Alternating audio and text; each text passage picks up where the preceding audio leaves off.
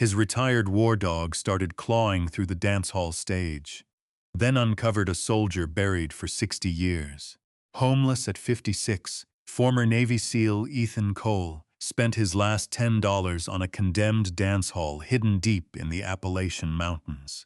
He thought he'd found a place to disappear with his aging K-9 partner, Ghost. But on the first stormy night inside Ridgeway Hall, the old war dog froze beneath the stage and began digging like he had overseas before deadly ambushes. And what lay hidden under those floorboards would shake an entire mountain town. Comment 1 if you'd follow your dog no matter where he led you, or 0 if you think some secrets should stay buried.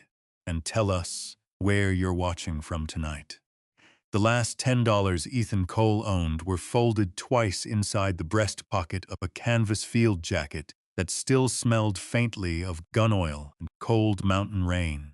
He checked for the money 3 separate times before he crossed the cracked parking lot toward the county auction office in Blackwater Ridge, West Virginia. Not because he thought someone might steal it. Nobody in town had looked at him long enough to care what he carried. It was habit, the kind that stayed in a man after too many years overseas. Always check your gear. Always know what you have left. Always assume losing one small thing can get you killed. The wind cut hard through the valley that morning, carrying the sharp smell of pine and distant chimney smoke down from the Appalachian ridges. Early winter had already settled into the mountains.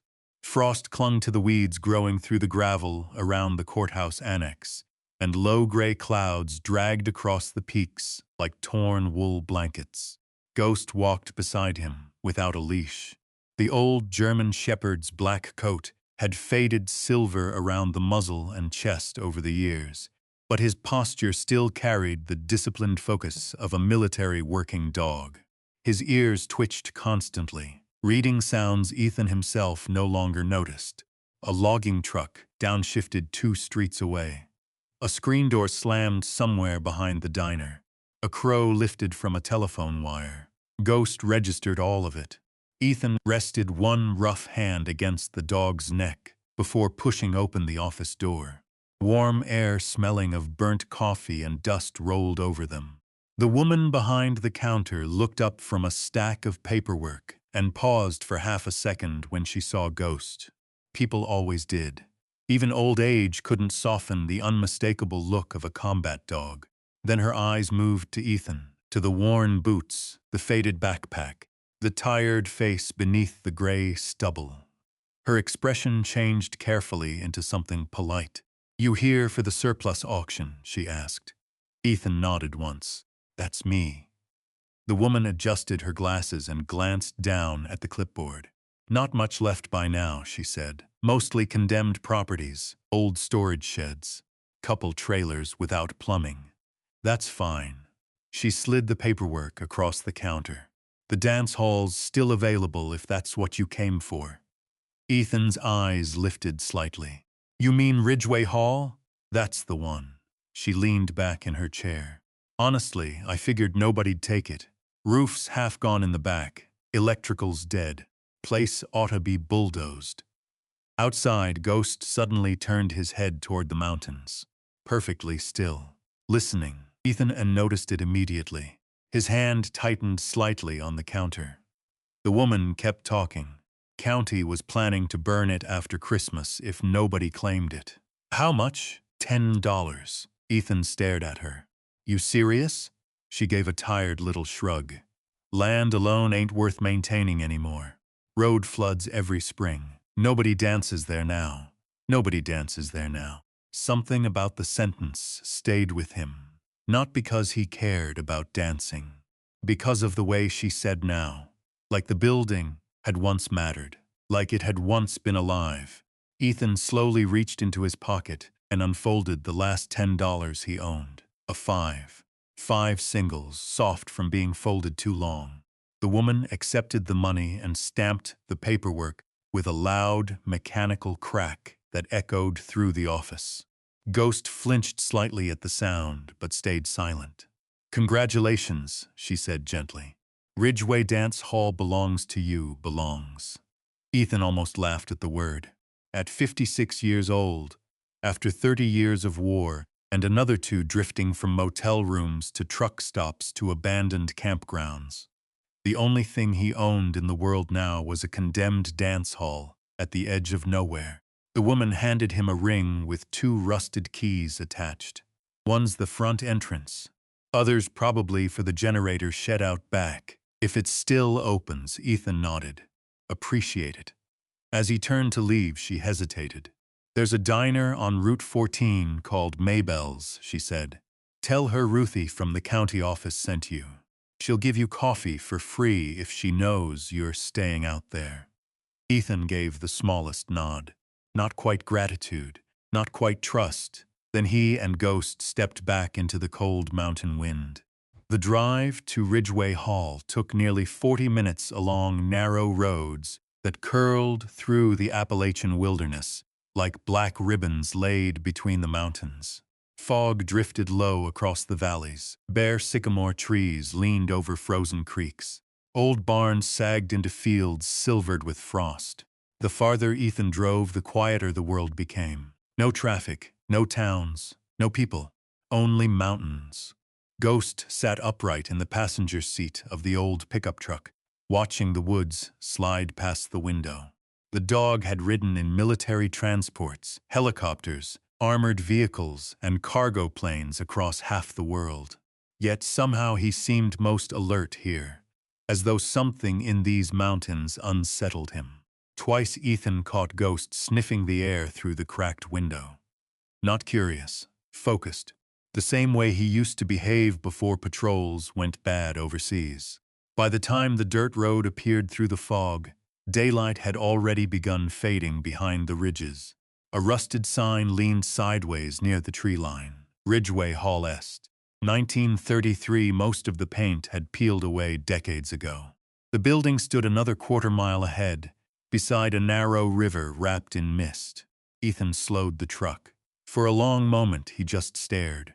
The dance hall looked enormous against the empty wilderness around it. A long wooden structure, weathered almost silver with age. The roof sagged badly near the rear stage section. Several windows were boarded shut. One corner of the porch had collapsed entirely into weeds. But even abandoned, the place carried a strange dignity, like an old soldier still standing after everybody else had gone home. Ghost let out a low sound in his throat, not a growl, something quieter. Ethan killed the engine. Silence rushed over the valley. The river moved softly through the fog behind the building. Wind stirred dead leaves across the gravel lot. Somewhere far off, a train horn echoed through the mountains. Ethan stepped out slowly. His knees ached immediately in the cold. Old injuries, too many jumps, too many winters sleeping on hard ground. Ghost jumped down beside him and immediately began scanning the property with military precision, checking tree lines, windows, shadows. Ethan smiled faintly despite himself. "Easy, buddy," he muttered. But Ghost didn't relax. The dog stared at the dance hall entrance, as though expecting movement inside. Ethan walked up the warped wooden steps and slid the rusted key into the lock. The door groaned open. Cold, stale air rolled out, carrying the smell of wet wood, mildew, dust, and something older beneath it all. Time. The interior stretched into darkness. Moonlight filtered through dirty windows onto a wide wooden dance floor, scarred by decades of footsteps. An old chandelier hung crooked above the center of the room. Faded patriotic banners still clung to the far walls, and at the very back stood the stage, wide, silent, waiting. Ethan stepped inside slowly. His boots echoed hollow against the floorboards. Ghost followed close behind him. Rain began tapping softly against the roof overhead. Within minutes, it became a steady mountain downpour, hammering the old building from all sides. Water dripped somewhere near the rear wall. Wind moaned through cracks in the windows. Ethan set his backpack down beside the stage and pulled out a military sleeping bag, canned beans, flashlight, one spare blanket, Everything he owned in the world fit inside that bag. Ghost paced the room once before returning to Ethan's side. "You've slept in worse places," Ethan said quietly. The dog looked up at him. And for a moment, Ethan remembered another ruined building. Another storm, another country, mud walls collapsing under mortar fire, while Ghost pressed against his chest waiting for the next command. The memory vanished as quickly as it came. Ethan rubbed both hands over his face and sat heavily on the edge of the stage. Rain thundered overhead now. The old hall creaked constantly around them. Ghost suddenly stiffened. Every muscle locked. Ethan noticed instantly. The dog's ears rose high, head tilted slightly, eyes fixed toward the center of the stage. Then Ghost stood, slowly, deliberately. He walked across the stage boards with silent, measured steps until he reached the middle and froze. Ethan felt the old instinct hit him immediately. Combat instinct. Something's wrong. Ghost lowered his nose to the wood, sniffed once, then began scratching violently at the floorboards. The sound exploded through the empty hall. Scratch. Hard enough to splinter old wood. Ethan shot to his feet. Ghost. The dog ignored him completely. Scratch. A deep whining sound rose in Ghost's throat now. Not fear, urgency. Ethan's blood turned cold. He had heard that exact sound before. Twice in Afghanistan. Once in Syria. Every single time it had meant hidden explosives, hidden danger, death nearby. Ghost barked sharply and clawed harder at the stage. Rain hammered the roof above them like artillery fire. And standing there in the dark, abandoned dance hall deep in the Appalachian mountains, Ethan Cole realized one terrifying thing. His dog was warning him about something hidden beneath the floor. The scratching echoed violently through the empty hall. Scratch. Ghost's claws tore splinters from the old stage boards, while rain pounded the roof overhead hard enough to shake dust from the rafters. The old German shepherd's growl had changed now. Lower, focused, controlled, working. Ethan's pulse slowed instead of rising. That was training. Fear got men killed. Control kept them alive. His body moved automatically, almost before his thoughts caught up. He crossed the stage in 3 quick strides and crouched beside Ghost, one hand resting firmly against the dog's shoulder. "Easy," he whispered. Ghost stopped scratching immediately, but kept his nose pressed against the wood, whining softly, insistently. Ethan scanned the stage with narrowed eyes. The boards looked ancient but sturdy. Wide oak planks darkened by decades of dust and moisture. Nothing obvious, no exposed seams, no broken sections. Still, something about the sound beneath Ghost's claws bothered him. Too hollow. He knocked twice against the floor with his knuckles. Thunk, thunk, solid. Then slightly farther left. Thunk, thunk, different. Not by much, but enough. Ghost barked sharply the moment Ethan touched that section of floor. The sound exploded through the hall. Ethan leaned back slowly. Every instinct inside him stirred awake. Years ago, in the mountains outside Jalalabad, Ghost had behaved this exact same way before finding a pressure plate buried beneath loose gravel outside a school compound. Another time in Syria, the dog had frozen in front of a warehouse wall moments before Ethan's unit discovered hidden explosives packed behind cinder blocks. Ghost never guessed. That was what made military dogs terrifyingly valuable. When Ghost reacted like this, something was there. The rain intensified outside, drumming against the roof in rolling waves.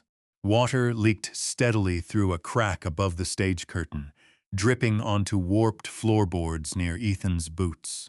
Ghost suddenly stepped backward, then sat, eyes locked on Ethan, waiting the old signal. "Your move." Ethan let out a slow breath and rose to his feet. "All right," he muttered quietly. "Let's see what's got your attention." His flashlight beam swept across the hall until it landed on a cluttered storage area near the rear wall. Broken chairs, rusted music stands, moldy curtains collapsed beneath decades of dust, and leaning against the wall beside a cracked upright piano, a crowbar. Ethan walked toward it slowly. The floor creaked beneath his weight. Ghost stayed on the stage, unmoving now, watching him with absolute concentration. Lightning flashed through the windows. For half a second, the entire hall glowed pale white. Then darkness swallowed everything again. Ethan grabbed the crowbar and tested its weight in his hands. Heavy, solid. Military habits returned immediately. Check exits, check windows, listen. Nothing except rain and wind. Still, the back of his neck prickled. He returned to the stage and knelt beside the section Ghost had marked. The dog lowered his head close to Ethan's arm, breathing steadily, watching. Ethan slid the crowbar carefully between two warped boards and applied pressure. The wood groaned. Didn't move. He adjusted his grip and pushed harder. Crack. One rusted nail finally gave way. Ghost stood instantly. Ethan froze. The dog's ears shot forward toward the darkness near the entrance. Both of them listened. Nothing. Only rain, only wind. But Ethan suddenly became aware of how isolated they truly were. No neighbors.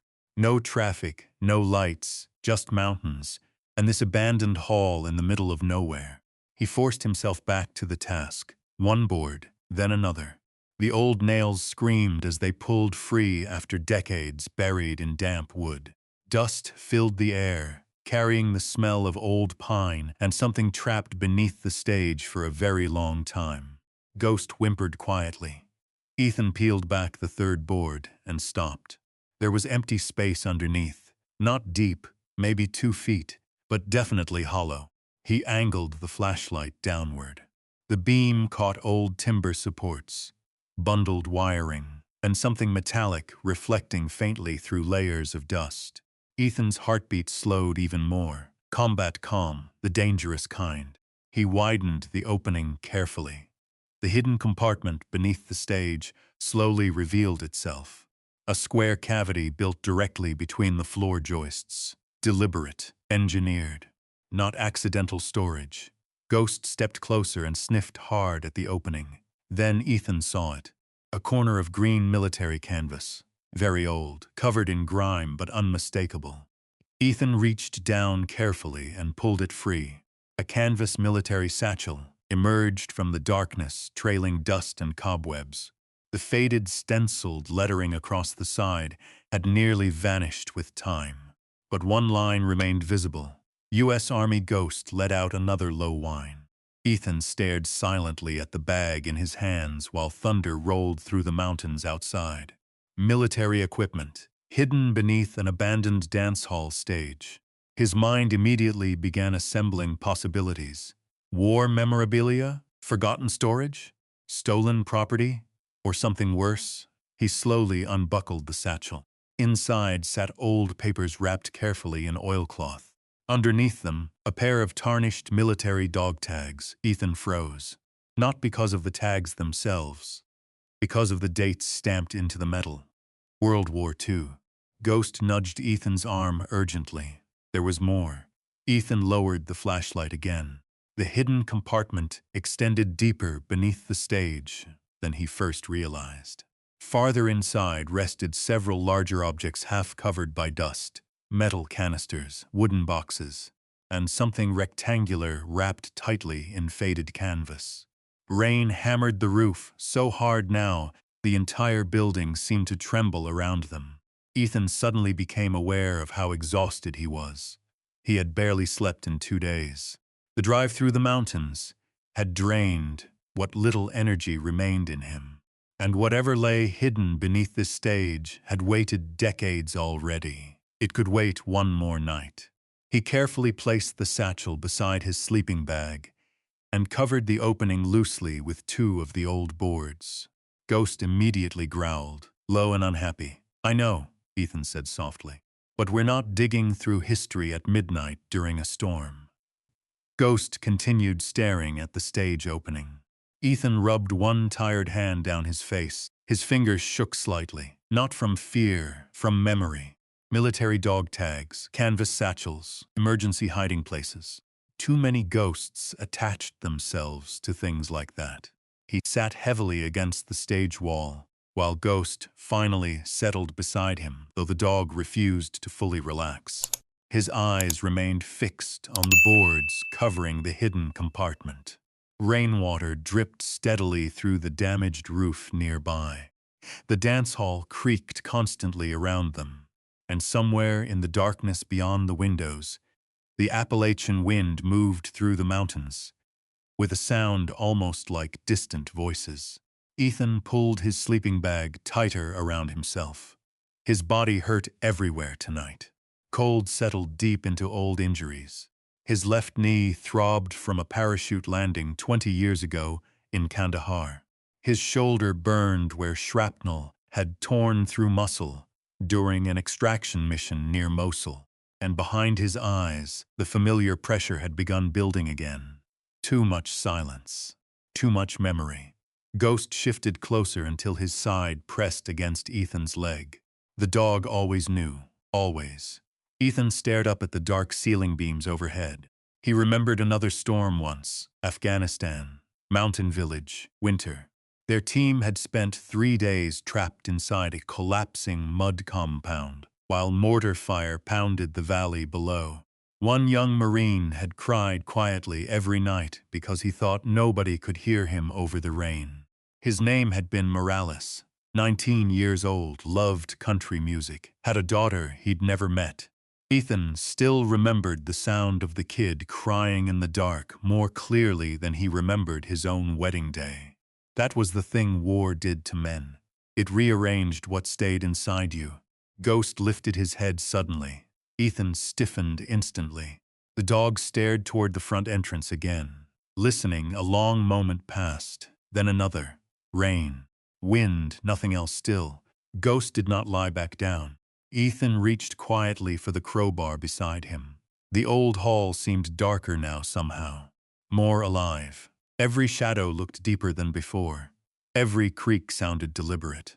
Minutes dragged by. Finally, Ghost relaxed slightly, though not completely. Ethan exhaled slowly. "You're getting old, buddy," he murmured. Ghost glanced at him. And for the first time all evening, the dog's tail thumped once quietly against the floor. Ethan smiled faintly. It surprised him how much that small sound mattered. For months now, they had drifted from place to place together, like forgotten pieces of another life. Truck stops in Ohio, forest camps in Kentucky, sleeping beside abandoned grain silos in Tennessee while snow fell through broken roofs. Everywhere they went, people looked through them. An aging veteran, an old combat dog, too expensive to fix, too damaged to keep. But here in this broken dance hall, hidden in the Appalachian Mountains, something felt different tonight. Not safe, definitely not safe, but important. As though Ghost had led them here, for a reason neither of them understood yet. Thunder rolled again across the ridges. Ghost lowered his head onto Ethan's boot but kept one eye open toward the stage, guarding it, protecting whatever slept beneath those floorboards. And sometime after midnight, while rain whispered across the old roof and fog swallowed the mountains outside, Ethan Cole finally drifted into the first uneasy sleep he'd had in weeks, still clutching the crowbar in one hand. While beneath the stage of Ridgeway Hall, the forgotten secrets of Blackwater Ridge waited silently in the dark. Morning arrived gray and cold over the Appalachian Mountains. Ethan woke to the smell of wet wood and dying rain. For a moment, he didn't remember where he was. His hand tightened instantly around the crowbar beside him, while years of military instinct dragged him awake all at once. Then he heard the river outside, the slow creaking of the old hall, and Ghost breathing nearby. The dog was already awake, sitting at the edge of the stage, watching the floorboards. Ethan rubbed both hands across his face and slowly sat up inside the sleeping bag. Every joint in his body protested the movement. His lower back burned from sleeping against hardwood, and his left knee clicked sharply when he straightened it. Ghost turned toward him immediately, still alert, still focused on the hidden compartment beneath the stage. "You stayed on watch all night, huh?" Ethan muttered. The dog gave one slow wag of his tail, but didn't leave his position. Outside, fog drifted low across the valley, turning the mountains beyond the river pale silver beneath the morning sky. Water dripped steadily from the damaged roofline onto the porch outside. The storm had passed, but Ridgeway Hall somehow looked lonelier in daylight. Ethan stood and walked slowly through the massive empty room. Now that morning light filled the hall, he could see details the darkness had hidden. Faded photographs still hung crooked along one wall, a row of rusted coat hooks near the entrance, dust-covered lanterns mounted between cracked windows. At the far end of the room stood an old ticket booth with peeling gold paint still faintly visible beneath layers of grime. Ridgeway Winter Social, 1958. The letters had nearly vanished with time. Ethan stared at the sign for several seconds. 1958. 3 years before the fire Clara Bennett had mentioned. Ghost suddenly rose and crossed the room toward the front entrance. Ethan heard it a second later. An engine, slowly approaching along the river road outside. The old pickup truck that appeared through the fog looked older than Ethan's by at least 20 years. Mud splashed across the sides, and one headlight flickered weakly as it rolled into the gravel lot. Ghost moved instantly into working posture, rigid, protective. A woman stepped out slowly from behind the wheel. She looked to be in her early 70s, bundled in a thick brown coat, with gray hair pinned beneath a knitted hat. She carried a metal thermos in one hand and walked with the careful balance of someone used to icy roads and mountain winters.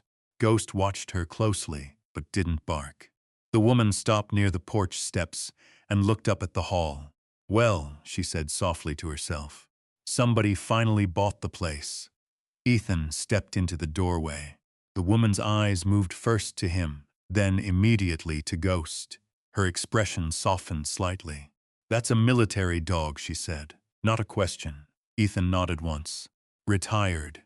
The woman looked at Ghost again. "Still working, though." Ghost remained silent beside Ethan, eyes fixed on her every movement. The woman slowly lifted the thermos. "I brought coffee," she said. "Ruthie down at the county office said somebody spent $10 on Ridgeway Hall yesterday. Figured no sane man would stay out here without coffee." Something about the sentence almost sounded like kindness. Ethan stepped aside slightly. "You can come in if you want." The woman climbed the porch carefully and entered the hall. Her boots echoed softly across the old dance floor. Then she stopped completely. For a long moment she simply stood there looking around the room, the stage, the windows, the chandelier overhead. Ethan watched her expression change slowly beneath the weak morning light. Not sadness exactly, memory. "My God," she whispered quietly. "It still smells the same." Ghost relaxed slightly for the first time since she arrived. The woman noticed. "He's beautiful," she said softly. "His name's Ghost." She nodded once. "Fits him." Ethan took the thermos while she removed her gloves. "Name's Clara Bennett," she said. "I live about 3 miles east of here, near Miller's Creek." Ethan Cole. They shook hands briefly. Her fingers were cold as river stones. Clara slowly walked farther into the hall. "I came here the first time in 1960, she said. "I was 14 years old. My brother snuck me inside because our daddy thought dance halls were sinful." A faint smile touched her face. "There used to be music every Saturday night in this valley. Folks came from 3 counties away." Ethan looked around the empty room again. It was hard imagining music here now, hard imagining laughter. Ghost suddenly crossed the hall again toward the stage, straight back to the same spot. Clara noticed immediately. "What's he doing?" Ethan hesitated, then answered carefully. "He found something under the floor last night." Her eyes narrowed slightly. "What kind of something?" "Military bag, old papers, dog tags." Clara went still. The silence inside the hall deepened instantly. Outside, wind stirred through the bare trees beside the river. Clara looked slowly toward the stage, then toward Ethan. "You should be careful with anything connected to this place," she said quietly. Ethan leaned slightly against the wall. "Why?" Clara didn't answer immediately. Instead, she walked slowly toward one of the dusty windows, overlooking the mountains. "When I was little," she said, "people still talked about Ridgeway Hall like it mattered. Soldiers came home here after the war. Weddings happened here, Christmas dances, summer socials." She paused. "Then the fire happened. The building burned, only the back's section." Clara folded her gloves carefully in her hands. "But after that, people stopped coming." Why? Her eyes remained fixed outside. Because Benjamin Ridgeway disappeared 3 days later. Ethan felt something tighten quietly inside him. The same name on the dog tags. Clara nodded once. "Captain Benjamin Ridgeway." Her voice lowered. "Good man by all accounts. Army officer during the war. Ran this hall after his father got sick." She glanced toward the stage. "People loved him around here." Ghost suddenly growled. Low, warning. Both Ethan and Clara turned instantly toward the entrance. A sheriff's cruiser had just pulled into the gravel lot outside. Ghost moved immediately between Ethan and the doorway, protective again. The deputy who stepped out looked young. Early 30s maybe. Broad shoulders beneath a dark winter jacket. His boots crunched across frost-covered gravel as he approached the hall. He stopped at the entrance and studied Ethan carefully. Then Ghost. "Well," the deputy said. "Guess the rumors were true." Clara sighed softly under her breath. "Morning, Wade." Deputy Wade Harper nodded politely to her, but kept his attention mostly on Ethan. "You the new owner?" "That's right." Wade stepped inside slowly, his hand resting near his belt out of habit rather than threat. Ghost watched every movement. "I got a call from Ruthie at the county office," Wade said. "Said somebody bought Ridgeway Hall yesterday and spent the night here." "That illegal?" "No." Wade glanced around the hall. "Just unusual." His eyes settled briefly on the partially lifted stage boards, then on the crowbar nearby. "You doing construction already?" "Just checking the floor," Ghost growled again. Wade stopped walking immediately. "That dog always this friendly?" "He was trained to keep people alive," Ethan answered calmly. "Not socialize." For a second, the two men simply studied one another, soldier and deputy, trying to decide what kind of man stood in front of them. Finally, Wade nodded once. "Well, folks around here mind their business mostly. But this building's got history. Some people won't like strangers digging through it." Clara spoke quietly before Ethan could answer. "History belongs to whoever survives it." Wade glanced toward her but didn't argue. Outside, fog continued, drifting slowly through the valley while weak sunlight finally began breaking across the distant ridges. Ghost returned to the stage once more. Same exact spot, same focus. Ethan watched the dog lower his nose to the floorboards again, then softly paw once against the wood. Clara noticed too. Her face slowly changed. "What exactly did he find down there?" she asked quietly.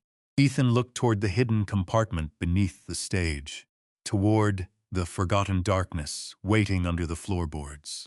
And for the first time since arriving in Blackwater Ridge, he realized something deeply unsettling. Ghost had not stopped guarding whatever lay beneath that stage for even a single moment. Not while sleeping, not while strangers entered, not even while Ethan talked. The old war dog was protecting something. Something important enough to keep watch over through the entire night. And standing there inside the cold, forgotten dance hall, while the mountains watched silently through the fog outside, Ethan Cole began to understand one dangerous truth. Whatever had been hidden beneath Ridgeway Hall all those years ago, someone had wanted it buried forever. The thought followed Ethan through the rest of the morning like a shadow. Deputy Wade Harper eventually left after warning Ethan to keep things quiet until folks understand what's going on. The cruiser disappeared down the river road beneath drifting fog, its taillights swallowed by the mountains almost immediately. But Clara Bennett stayed. She stood near the stage for a long time after the deputy left, her weathered hands wrapped around the coffee thermos, while Ghost watched her carefully from beside the hidden compartment. "You said you found dog tags," she asked softly. Ethan nodded once. "Army issue. World War II. Clara's eyes moved slowly across the old hall. "My brother used to talk about Captain Ridgeway." Her voice had grown distant now. "Said he danced with every widow in this valley after the war, so nobody had to sit alone during the music." Ethan looked toward the stage again. Dust floated through pale beams of morning light, cutting across the room. The hall no longer felt abandoned now. Not completely. It felt occupied by memory. Ghost suddenly pawed once against the loose floorboards again. The old dog had not moved more than a few feet from the stage all morning. "Guess he wants us to keep digging," Ethan said quietly. Clara gave a nervous little smile. "I suppose he does." Outside, the wind picked up again. Clouds rolled low across the mountains, darkening the valley beneath a gray Appalachian sky. Winter storms moved fast through these ridges. Ethan could smell snow somewhere in the air already. He grabbed the crowbar again. "All right, partner," he muttered toward Ghost. "Show me." The dog stood immediately, focused, alert, ready. Together, they pulled away the remaining boards, covering the hidden compartment beneath the stage. The opening widened slowly. Dust and cold, trapped air rose from the darkness underneath. This time, Ethan climbed down carefully into the space himself. The cavity stretched farther beneath the stage than he first realized. Nearly 6 feet deep and reinforced with old timber, supports blackened by age. Somebody had built this compartment deliberately decades ago. Not temporary storage, a hiding place.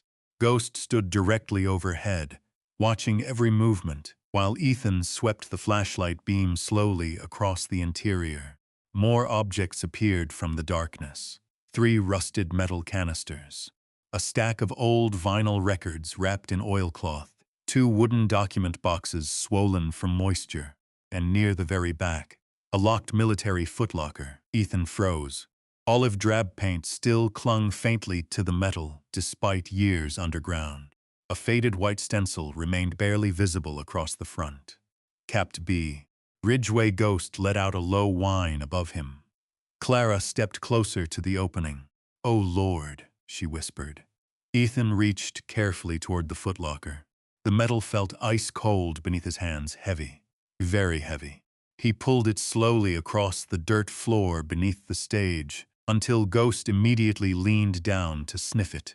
Then the dog growled, not aggressively, emotionally, as though he recognized something hidden inside. Ethan climbed back onto the stage with the footlocker, while Clara stared silently at the old military container. "Can you open it?" she asked. Ethan examined the rusted lock. Eventually, he set the box carefully near the wall before returning to the compartment. The deeper he searched, the stranger the discovery became. The records appeared professionally labeled. Ridgeway Hall Winter Dance, December 1944 Spring Soldiers Ball, 1945 old reel-to-reel tapes sat sealed in metal containers beside them. Ethan lifted one carefully. The tape inside remained intact. "Recordings," Clara said quietly. "Those are recordings." "Of what?" She looked around the empty hall again. The dances. For a moment, neither of them spoke. The wind outside moaned softly through the river valley while the old hall creaked around them. Then Ethan found the photographs, dozens of them. Black and white images bundled carefully inside wax paper. Young soldiers in dress uniforms smiling beside women in bright dresses. Crowded dance floors beneath paper lanterns. Military bands performing on the very stage where Ethan now stood. And in nearly every photograph, the same man. Tall, broad-shouldered, dark military uniform.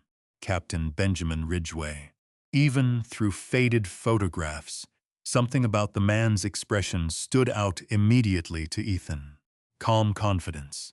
The kind combat officers either earned honestly or died pretending to have. Ghost nudged one photograph with his nose.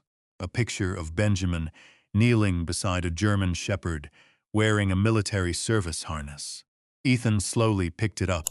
The dog in the image looked eerily similar to Ghost. Same sharp ears, same intelligent eyes, same focused posture. Clara stepped closer. "My goodness," she whispered. "I forgot he had one." Ethan looked up sharply. "A dog, war dog." Clara nodded slowly. "My brother," said Captain Ridgeway, "brought him home after the war ended." Ghost stared at the photograph silently, then looked toward Ethan. The old military instinct settled deeper into Ethan's chest now. This was no random collection hidden beneath a stage. Someone had preserved this carefully. Someone who understood military procedure. Someone expecting these things to matter someday. Ethan returned to the compartment one final time. Near the back wall, beneath a rotted blanket, his flashlight beam caught something metallic again. Smaller, rectangular. He pulled it free slowly, a steel lockbox. Unlike the footlocker, this one looked newer somehow, better sealed against moisture. A combination lock still secured the front. Ghost immediately became tense again, his entire body rigid. Ethan noticed at once. "What is it?" Clara whispered. "I don't know yet." But he did know one thing. Whatever mattered most down here was probably inside that box. Snow began falling lightly outside by early afternoon. Small flakes drifting across the river and settling along the porch steps of Ridgeway Hall. Ethan built a fire inside an old iron stove near the rear wall, while Clara cleaned several of the recovered photographs carefully with a dry cloth from her coat pocket. Ghost refused to leave the lockbox. The old dog lay directly beside it with his head resting across his paws, guarding it. Ethan finally sat across from Clara near the stove, exhaustion settling deep into his bones. "When's the last time anybody searched this place?" he asked. Clara thought for a moment.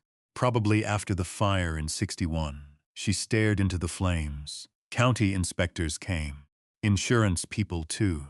But nobody stayed long after Benjamin disappeared." "Disappeared," Ethan repeated quietly. Clara nodded. "Some folks thought he ran away." She paused. "Others thought something worse." Ethan leaned back against the wall. "And what do you think?" The old woman looked slowly across the empty dance hall, at the stage, the dust, the photographs, then finally toward Ghost. "I think your dog found something this town buried a long time ago." The room fell silent again. Outside, snow continued drifting through the Appalachian Valley while daylight slowly faded behind the ridges. Ghost suddenly lifted his head, ears forward, listening. Ethan stiffened instantly. A vehicle, far off down the river road, approaching slowly. Headlights appeared through the falling snow moments later. Not a sheriff's cruiser this time. A black pickup truck, large, expensive, out of place in Blackwater Ridge. The truck stopped beside the hall. Its engine remained running. Ghost stood immediately and moved protectively between Ethan and the entrance. The driver stepped out slowly. Tall man, late 50s, heavy coat, silver hair.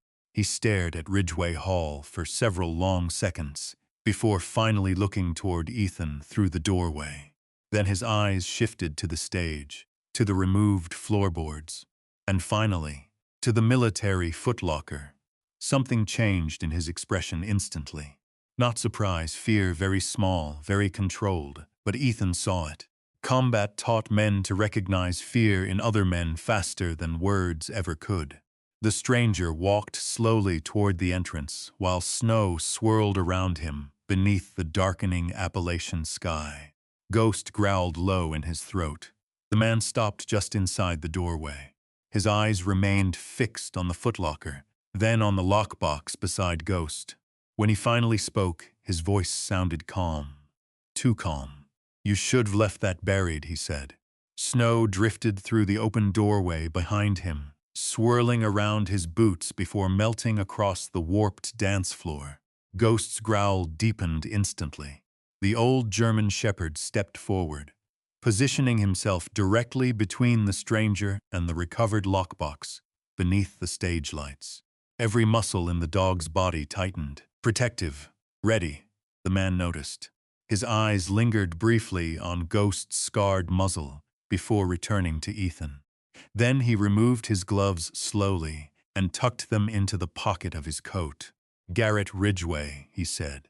"My family built this hall." Clara Bennett went very still near the stove. "Garrett," she said quietly.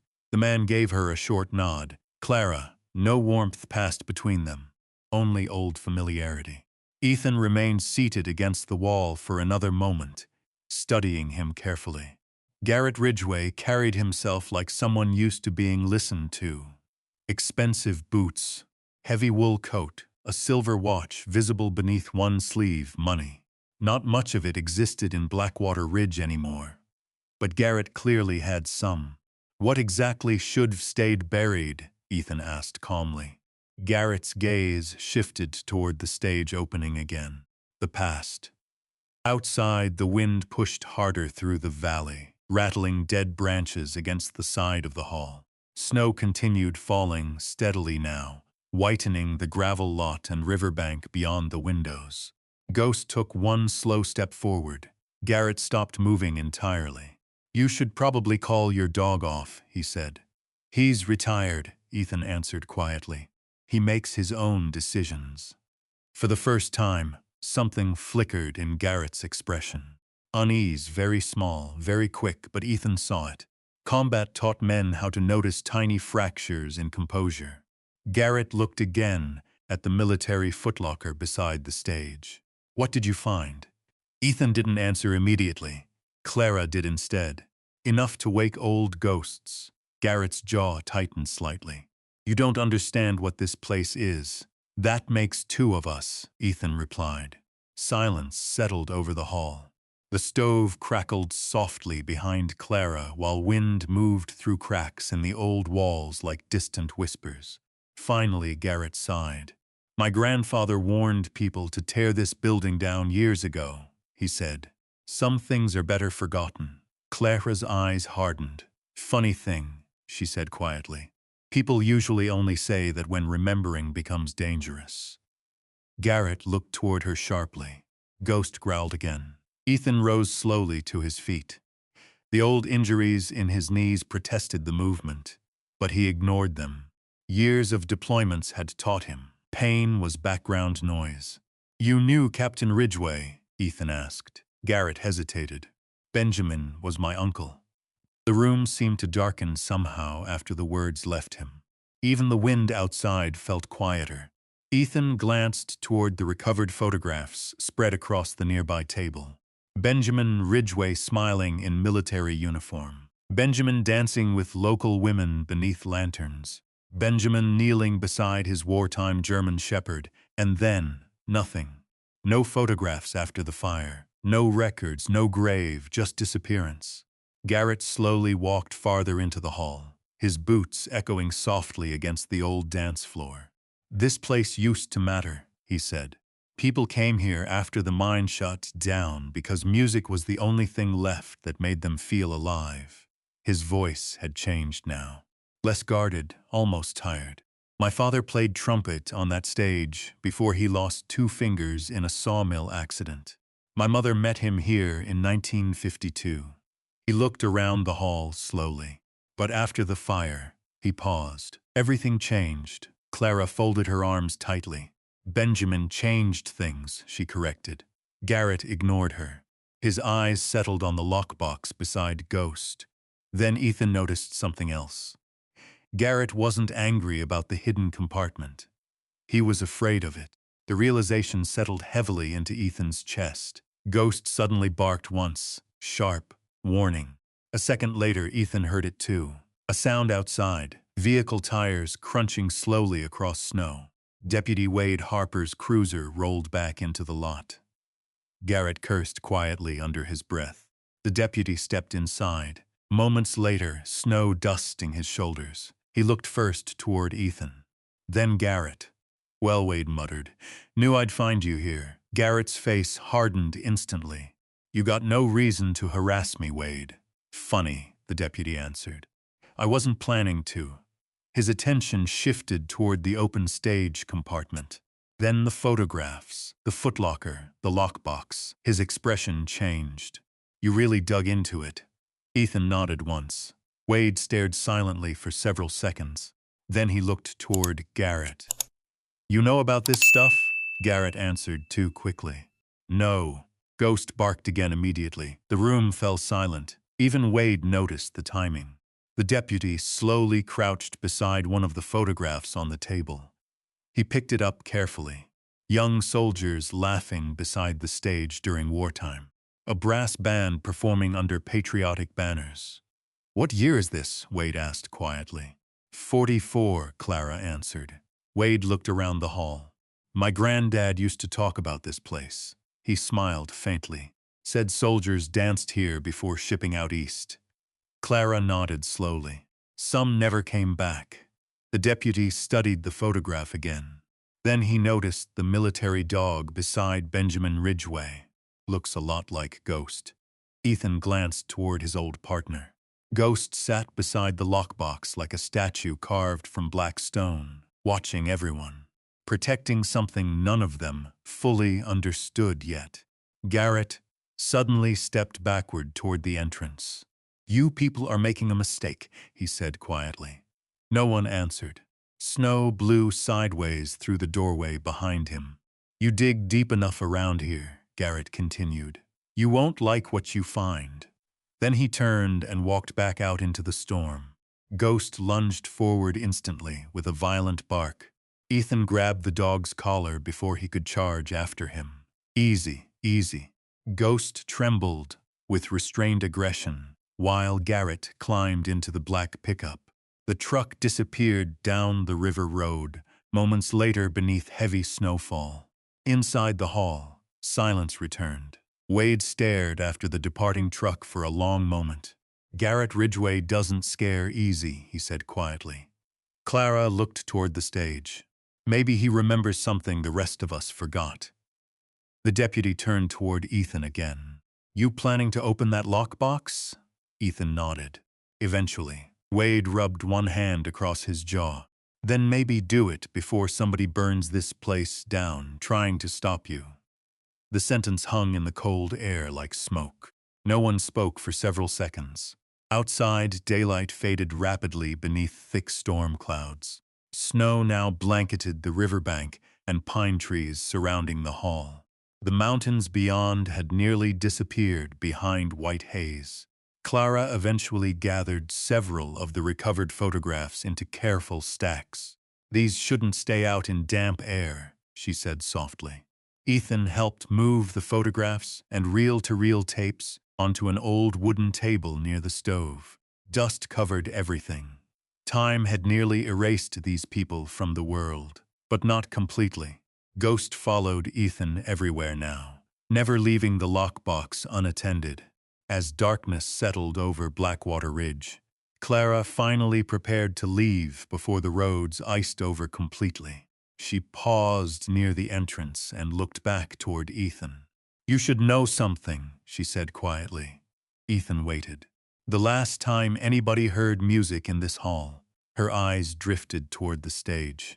Benjamin Ridgeway was standing exactly where Ghost found that compartment. Wind moaned softly through the trees outside. And after the fire? Ethan asked. Clara's face seemed older suddenly. People stopped talking about him. She hesitated. Around here, silence usually means fear. Then she stepped out into the falling snow. Deputy Wade Harper left shortly after, though not before handing Ethan a small card with his number written on the back. If anything strange happens, he said, call me first. Ethan nodded. Ghost remained tense until both vehicles disappeared from sight. Then quiet settled over Ridgeway Hall once more. The storm deepened outside. Snow piled against the porch, wind rattled old windows. Darkness swallowed the valley. Ethan fed more wood into the stove and sat heavily beside it, while Ghost resumed guard beside the lockbox. The old dog looked exhausted now, gray around the muzzle, scarred ears twitching toward every sound, front paws stiff from age and old injuries, but still working, still protecting. Ethan studied him quietly. You knew something was here before we did, didn't you?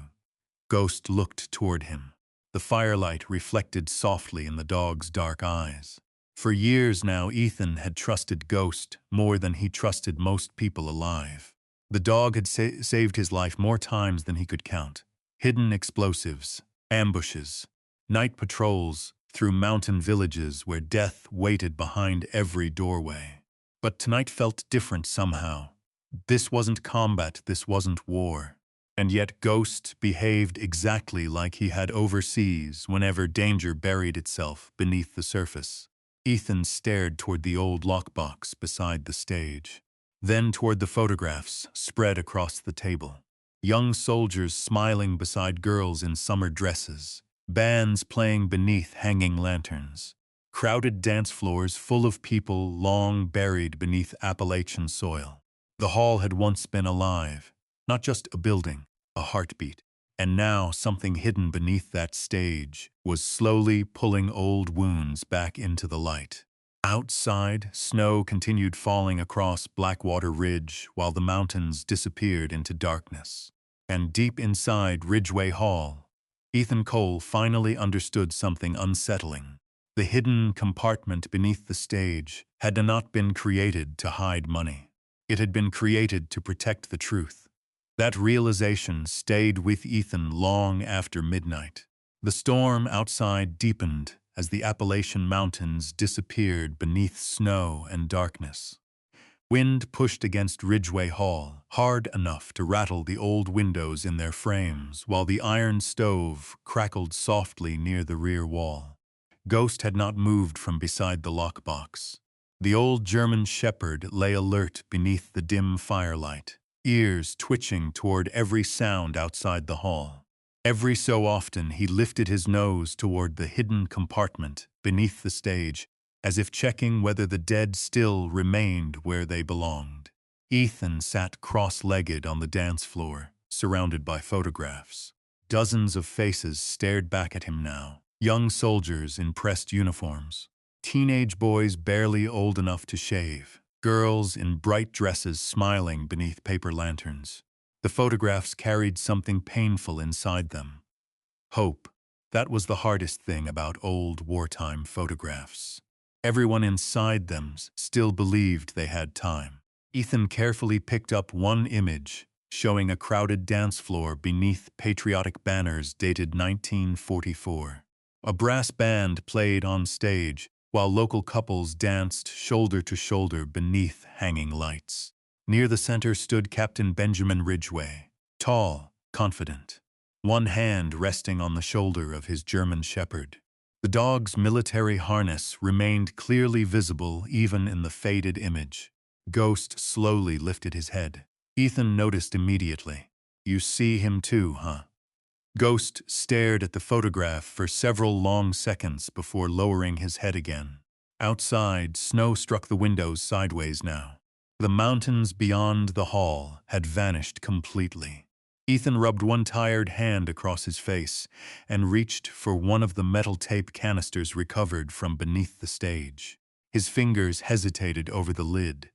Something about opening the recordings felt strangely personal, like disturbing graves. Still, somebody had hidden them for a reason. Carefully, he removed the lid. Inside rested a reel-to-reel tape remarkably preserved despite the years underground. A handwritten label remained attached. Ridgeway Hall, Farewell Dance, April 1945. Ethan stared at the words quietly. Farewell Dance. He looked toward the old record player equipment stacked near the back wall of the hall. Dust covered most of it, but one reel machine appeared surprisingly intact. Ghost watched him carefully as Ethan stood. "You're gonna hate this if it screeches," he muttered toward the dog. The machine took nearly 20 minutes to clean enough for testing. Old wires, dust-covered switches, cracked knobs. But eventually, the reel motor sputtered weakly to life beneath the dim overhead lights. Ethan fed the tape carefully into place. For a long moment, nothing happened except static. Then music, soft at first, distant, a trumpet, piano, brush drums sliding gently across snare skin. The sound filled Ridgeway Hall slowly like ghosts waking from sleep. Ethan froze. Even Ghost lifted his head sharply. The recording crackled with age, but beneath the distortion, the room suddenly became alive again. Laughter echoed faintly. Glasses clinked somewhere near the back. A woman laughed loudly beside the microphone. Then a man's voice emerged. Warm, confident, even in folks. Captain Benjamin Ridgeway here. Before these boys ship east next week, we figured Blackwater Ridge ought to give one more proper Saturday night. Applause exploded through the recording. Real applause. Not memory, not imagination. The dead speaking directly into the darkness.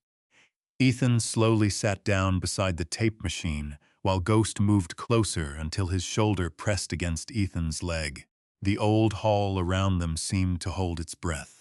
Benjamin's voice continued. Tonight ain't about war. Tonight's about home. So find somebody you care about and dance while the band still knows the tune. Then music surged louder. Swing rhythm filled the empty hall, and suddenly Ethan could almost see them. Couples crossing the floor where dust now gathered. Young soldiers spinning girls beneath lantern light. Mountain boys laughing before ships and rifles and foreign soil changed everything forever. The recording carried warmth inside it. Life. Ethan closed his eyes for one dangerous second, and immediately another memory crashed into him. Afghanistan. Night patrol. 19-year-old Corporal Ramirez, dancing badly beside a fire barrel outside their temporary mountain camp while somebody played country music through a cracked phone speaker. "Saman, Chief," Ramirez had shouted toward Ethan. "One dance before we all get blown up tomorrow." Ethan had laughed at him then. 3 days later, Ramirez died during a roadside ambush outside Coast Province. The memory hit Ethan hard enough to steal his breath. His chest tightened instantly. Ghost noticed before Ethan even moved. The dog pressed closer immediately, firm, grounding. Ethan forced himself to breathe slowly, in, out. The old panic clawed upward anyway. Too many years burying things, too many names, too many funerals. The tape continued playing softly in the darkness. Then another voice emerged through the crackling speakers. Young, nervous. A teenage soldier speaking near the microphone. "If my mama hears this someday," the boy laughed awkwardly, "I just want to say thanks for teaching me how to dance in the kitchen when I was little. Folks overseas probably ain't gonna know what to do with a mountain boy who can foxtrot." Laughter filled the recording. Then silence. Then the boy spoke one final sentence quietly. "I'll come home soon." Ethan shut his eyes because he already knew. The boy probably never came home at all. Ghost slowly rested his muzzle across Ethan's knee. The same thing he used to do overseas whenever Ethan woke from nightmares, shaking and unable to breathe. The old dog remembered everything too. That was the burden military dogs carried. They survived war right alongside the men. Another voice emerged from the recording. Older now. Benjamin Ridgeway again. "If anybody finds these tapes years from now..." Crackling static interrupted briefly. "Remember these boys laughed tonight. Remember they danced. Don't let war be the only thing people remember about 'em." The recording ended moments later. Soft static filled the hall. Ethan sat perfectly still. Snow whispered against the windows outside, while the stove crackled quietly nearby. Ghost remained pressed against him. And for the first time in years, Ethan felt tears gathering behind his eyes, not from weakness, from exhaustion. Because the voices on those tapes sounded exactly like the men he'd spent 30 years trying not to remember. Young soldiers always sounded hopeful before war reached them. That never changed. Not in 1945. Not in Afghanistan. Not anywhere. Ethan wiped one rough hand slowly across his face. Ghost nudged him gently again. "I'm good," Ethan whispered. But the dog knew better. The old panic attack rolled through Ethan's chest in slow, violent waves now. His breathing shortened, vision narrowing slightly around the edges. Too many memories surfacing too fast. Ramirez, Morales, Daniels, Parker. Names buried for years suddenly alive again inside his head. Then Ghost did something he had learned overseas after Ethan's worst combat episode in Syria. The dog rose carefully onto stiff front legs and pressed the full weight of his body against Ethan's chest. Firm pressure, grounding pressure, pulling him back into the room, back into the present. Ethan wrapped one arm tightly around the dog's neck. And finally, after years of silence, years of sleeping in parking lots, years of pretending the dead no longer followed him, Ethan Cole cried. Quietly, the sound disappeared beneath the storm outside. Ghost stayed perfectly still through all of it, holding position, holding the line, the way he always had. Minutes passed before Ethan finally steadied himself again. The tape machine continued, spinning empty reels softly in the darkness. He looked around the hall slowly afterward. The old photographs, the forgotten music, the stage where young soldiers once danced before disappearing into history. This place wasn't haunted by ghosts.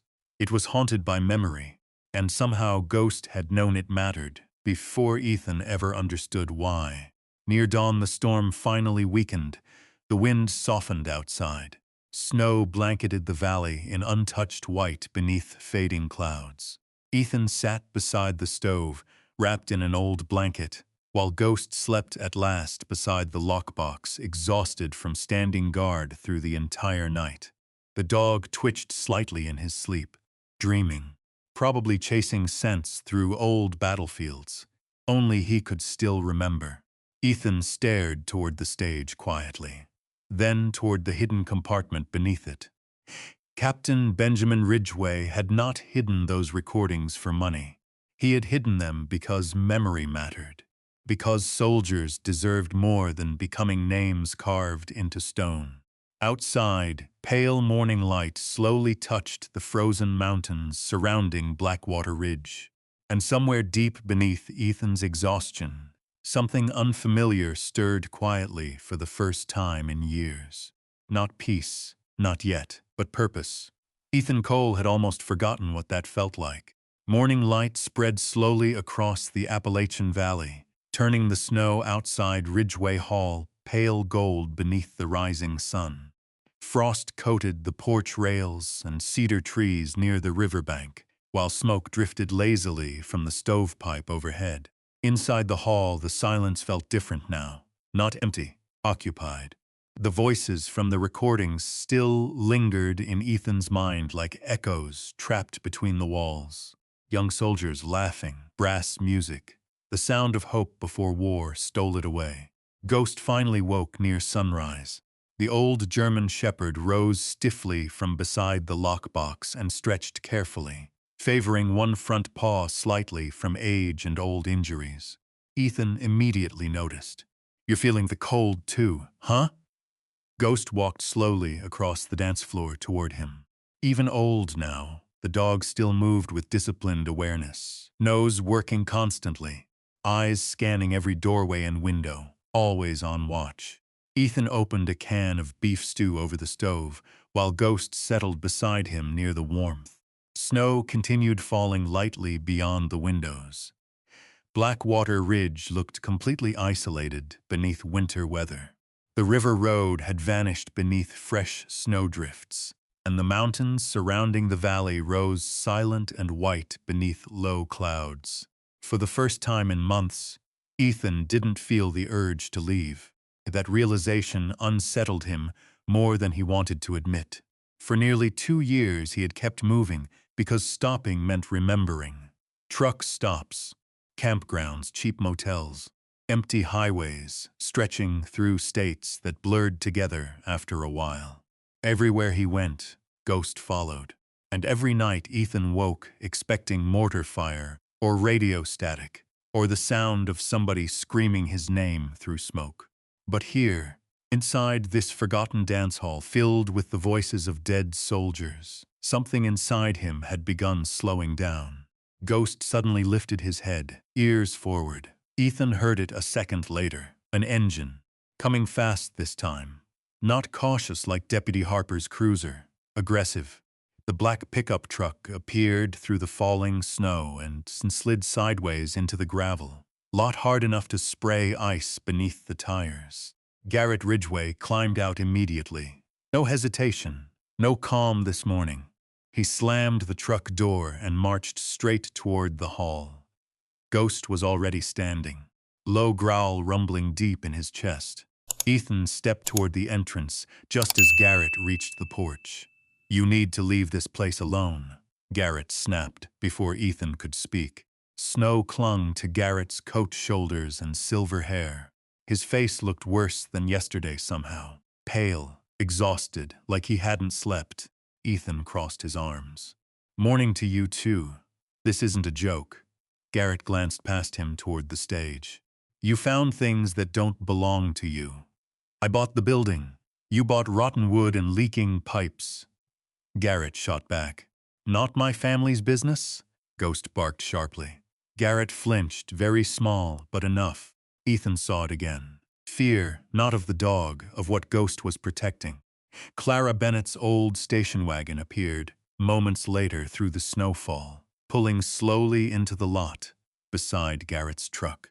The old woman stepped out carrying grocery bags wrapped in blankets against the cold.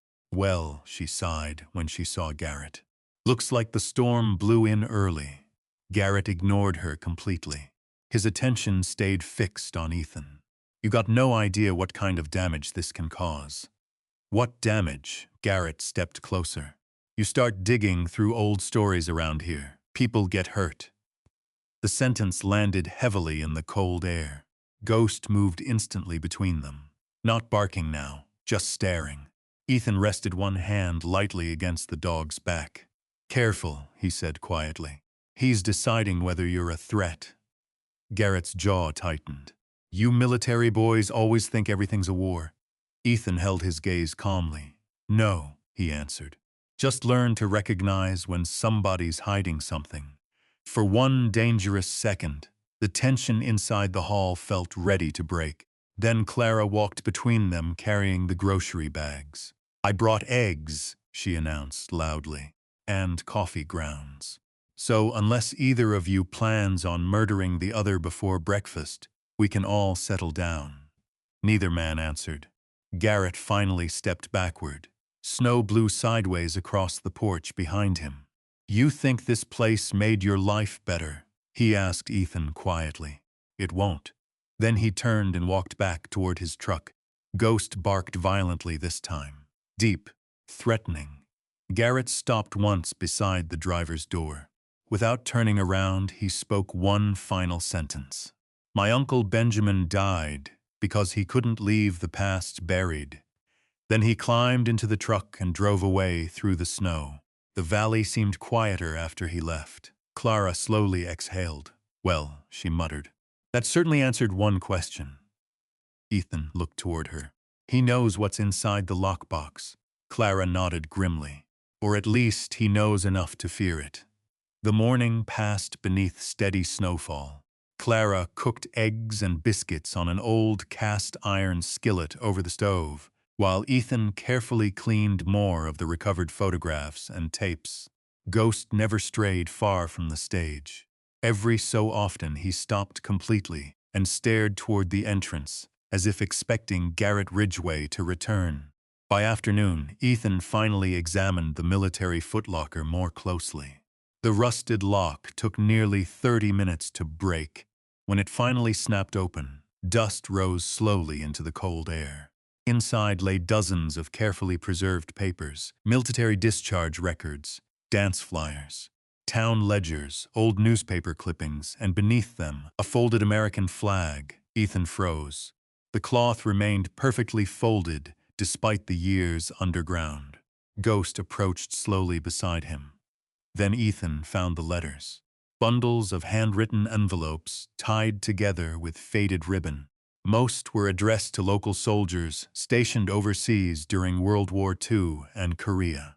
Some had never been mailed. Others had returned to sender stamped across them in faded red ink. Ethan carefully opened one. The handwriting belonged to a woman named Evelyn Carter. Dear Tommy, Mama still leaves your porch light on every night after supper. She says, boys find their way home better when they know somebody's waiting. Ethan stopped reading for a moment. Something about the sentence hurt. Not sharply, quietly. He kept reading. The dance hall held another farewell social Saturday. Benjamin played your favorite Glenn Miller tune, and Clara Bennett danced with 3 different soldiers because she said no one shipping overseas oughta sit alone their last night home.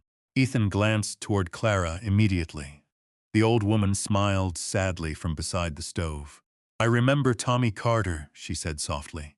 He was 19. What happened to him? Clara stirred the coffee slowly. He died 2 months later in France. The hall fell silent again. Outside, snow drifted endlessly across the valley. Ethan opened another letter, then another. Most carried the same ache. Small mountain families writing to sons who never returned. Young wives writing about babies their husbands would never meet. Mothers sending recipes and church updates across oceans toward battlefields.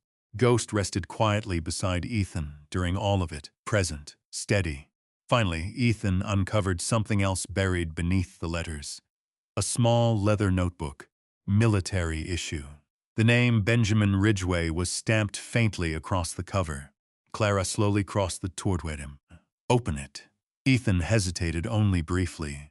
The first pages contained ordinary entries, dance schedules, band arrangements, community events.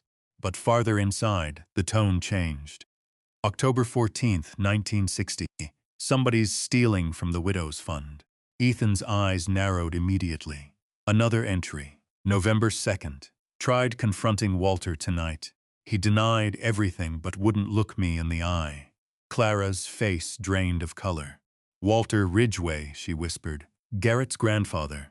Ethan kept reading. December 9th. If anything happens to me, the records stay beneath the stage. Somebody decent will find them someday. The room seemed to freeze around those words. Ghost suddenly stood, ears high, alert again. Then came the sound, glass breaking, crash. The front window exploded inward in a shower of ice and splinters. Ghost lunged instantly with a violent bark. Ethan spun toward the entrance just in time to see a figure disappearing into the falling snow outside. A brick rolled across the dance floor beneath the shattered window. Wrapped around it, a handwritten note. Ghost growled viciously near the doorway while Ethan picked up the paper. Only 4 words were written across it. Burn the hall down. The note trembled slightly in Ethan's hand while cold wind poured through the shattered window. Ghost exploded into motion. The old German shepherd charged through the broken glass opening with a violent bark that echoed across the frozen valley. Snow sprayed beneath his paws as he disappeared into the white darkness outside the hall. Ghost, Ethan shouted, too late. The dog was already gone. Clara Bennett grabbed the edge of the table to steady herself while icy wind whipped papers and photographs across the dance floor. Oh God, Ethan moved instantly. Years of combat training took over before fear had time to settle in. He shoved the note into his jacket pocket, grabbed the flashlight near the stove, and ran outside into the storm. Snow hit his face hard enough to sting. The mountains had nearly vanished behind thick, gray weather now. Wind drove sheets of snow sideways across the river road, while Ghost's barking echoed somewhere beyond the tree line. Ethan followed the sound, fast. His bad knee screamed immediately against the uneven, frozen ground, but adrenaline buried the pain beneath instinct. Ahead, Ghost barked again. Closer now, angrier. Ethan reached the edge of the woods, just in time to see movement between the trees. A man in a dark coat stumbling downhill through deep snow. Ghost lunged toward him from behind. The man swung something wildly through the air. A metal pipe. Ghost dodged sideways with terrifying speed and slammed into the man's chest, hard enough to drive both of them into the snow. The man screamed, not badly hurt, terrified. Call off your damn dog. Ethan closed the distance quickly. Ghost stood over the stranger now, barking directly into his face while the man lay frozen beneath him in the snow. One command from Ethan and Ghost would stop, but Ethan noticed something first. Gasoline smell. Strong. The man's coat and gloves reeked of it. Ethan's stomach tightened instantly. "What you bring here?" he demanded. The man pointed shakily uphill. Ethan turned and saw it. Near the rear wall of Ridgeway Hall, half hidden behind snow-covered bushes, 2 red gas cans. The realization hit him like ice water. They weren't threatening to burn the hall down. They had come to do it. Ghost growled again. Deep, protective, waiting. Ethan stepped closer to the man lying in the snow. "Who sent you?" The stranger refused to answer. Young, maybe mid-20s, face pale with fear. Not a hardened criminal. Just somebody desperate enough to take stupid orders. "You tell Garrett Ridgway this hall isn't burning tonight," Ethan said coldly. The man's expression changed instantly. There it was. Confirmation. Ghost sensed the shift too. The dog barked sharply again. Then, a second sound split through the storm. Glass breaking. Back at the hall. Ethan spun instantly toward the building. Smoke. Black smoke rolling upward from the rear side of Ridgeway Hall. No, he ran. Ignoring the pain ripping through his knee. Ignoring the ice beneath his boots. Behind him, Ghost abandoned the terrified intruder and sprinted beside Ethan through the storm. By the time they reached the hall, flames had already spread across the rear storage room windows. Orange firelight flickered violently through the snow. Clara stood near the entrance, screaming Ethan's name. They threw something through the back. The heat hit Ethan immediately as he reached the porch. Molotov cocktail, improvised firebomb. Military instinct recognized it instantly. Inside the hall, smoke rolled thick beneath the ceiling beams, while flames climbed rapidly along old curtains near the rear wall. And the stage, the hidden compartment, the tapes, the photographs, the lockbox, still inside. Ghost barked furiously and tried to push past Ethan toward the smoke. No, but the old dog ignored him. Ghost disappeared into the burning hall before Ethan could stop him. Damn it! Ethan covered his mouth with his sleeve and charged inside after him. Smoke swallowed the room immediately. The old wooden hall had dried for decades. Fire spread terrifyingly fast through structures like this, crackling beams overhead, heat intensifying by the second, smoke thick enough to blind. Ghost! The dog barked somewhere near the stage. Ethan followed the sound through the smoke. Flames licked across the rear wall now, consuming old curtains and climbing toward the rafters. Sparks drifted across the dance floor like burning snow. Then Ethan saw him. Ghost stood beside the stage, guarding the lockbox, even now, even with fire closing around them. The dog barked wildly the moment he saw Ethan. Ethan rushed forward, coughing hard against the smoke. His eyes burned. Every breath scraped his lungs raw. He grabbed the military footlocker first. Heavy, too heavy, but adrenaline pushed strength through exhausted muscles. Move, Ghost. The dog grabbed the strap of one tape bag in his jaws immediately, working, helping, just like overseas. Together they dragged the recovered materials toward the entrance, while flames exploded higher behind them. A section of ceiling collapsed near the rear wall with a deafening crash. The entire hall shook violently. Clara screamed outside, "Ethan!" Smoke thickened instantly. Visibility nearly gone now. Ghost suddenly froze, ears forward, growling. Ethan turned just in time to see a shadow moving through the smoke near the stage. Someone still inside. The second arsonist. The man charged through the haze, holding a hunting knife. Desperate, panicked, he slammed directly into Ethan. Both men crashed hard against the dance floor. The knife flashed once in the firelight. Ghost hit him like a missile. The old German shepherd slammed into the attacker's shoulder, hard enough to drive the knife sideways across the floor. The man screamed and swung wildly at Ghost. Then Ethan heard the sound, a sharp yelp. Wrong. Ghost stumbled backward. Blood darkened the fur along his shoulder. The knife had caught him deep. Something inside Ethan snapped instantly. Not rage, something colder. Protective instinct. He drove his shoulder into the attacker's chest and pinned him hard against the floorboards. "You hurt my dog." The words came out low enough to sound dangerous even beneath the roar of flames. The man's face went white. Ghost struggled back onto his feet, despite the blood running down one front leg. Still trying to protect Ethan. Still fighting. The ceiling groaned overhead. Another beam cracked loudly somewhere above them. The hall was dying around them. Ethan grabbed the lockbox with one hand and Ghost's harness with the other. "Move!" Smoke swallowed everything now. The heat became unbearable.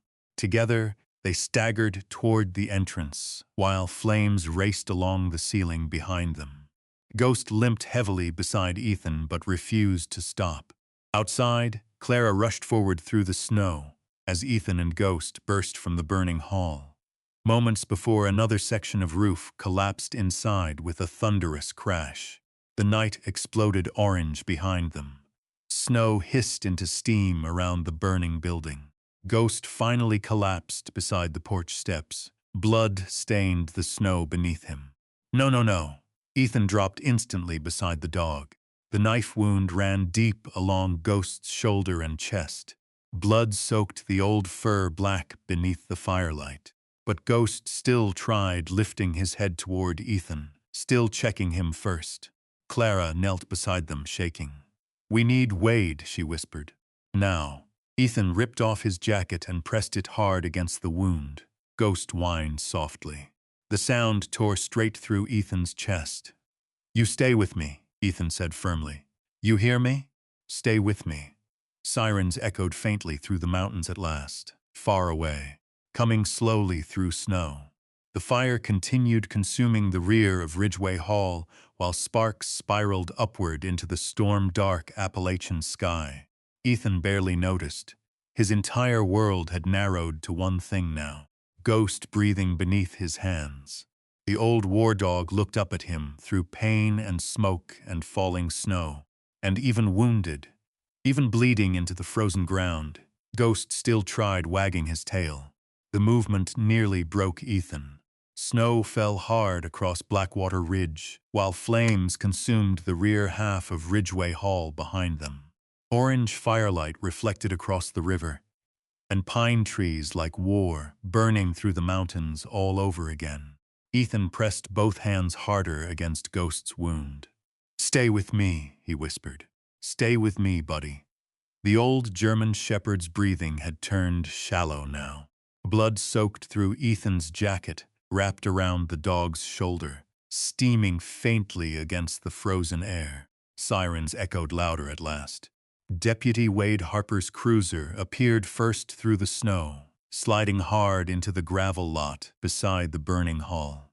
A volunteer fire truck followed moments later, chains rattling beneath its tires. Wade jumped from the cruiser before it fully stopped. "What happened?" "Arson," Ethan snapped. "Two men."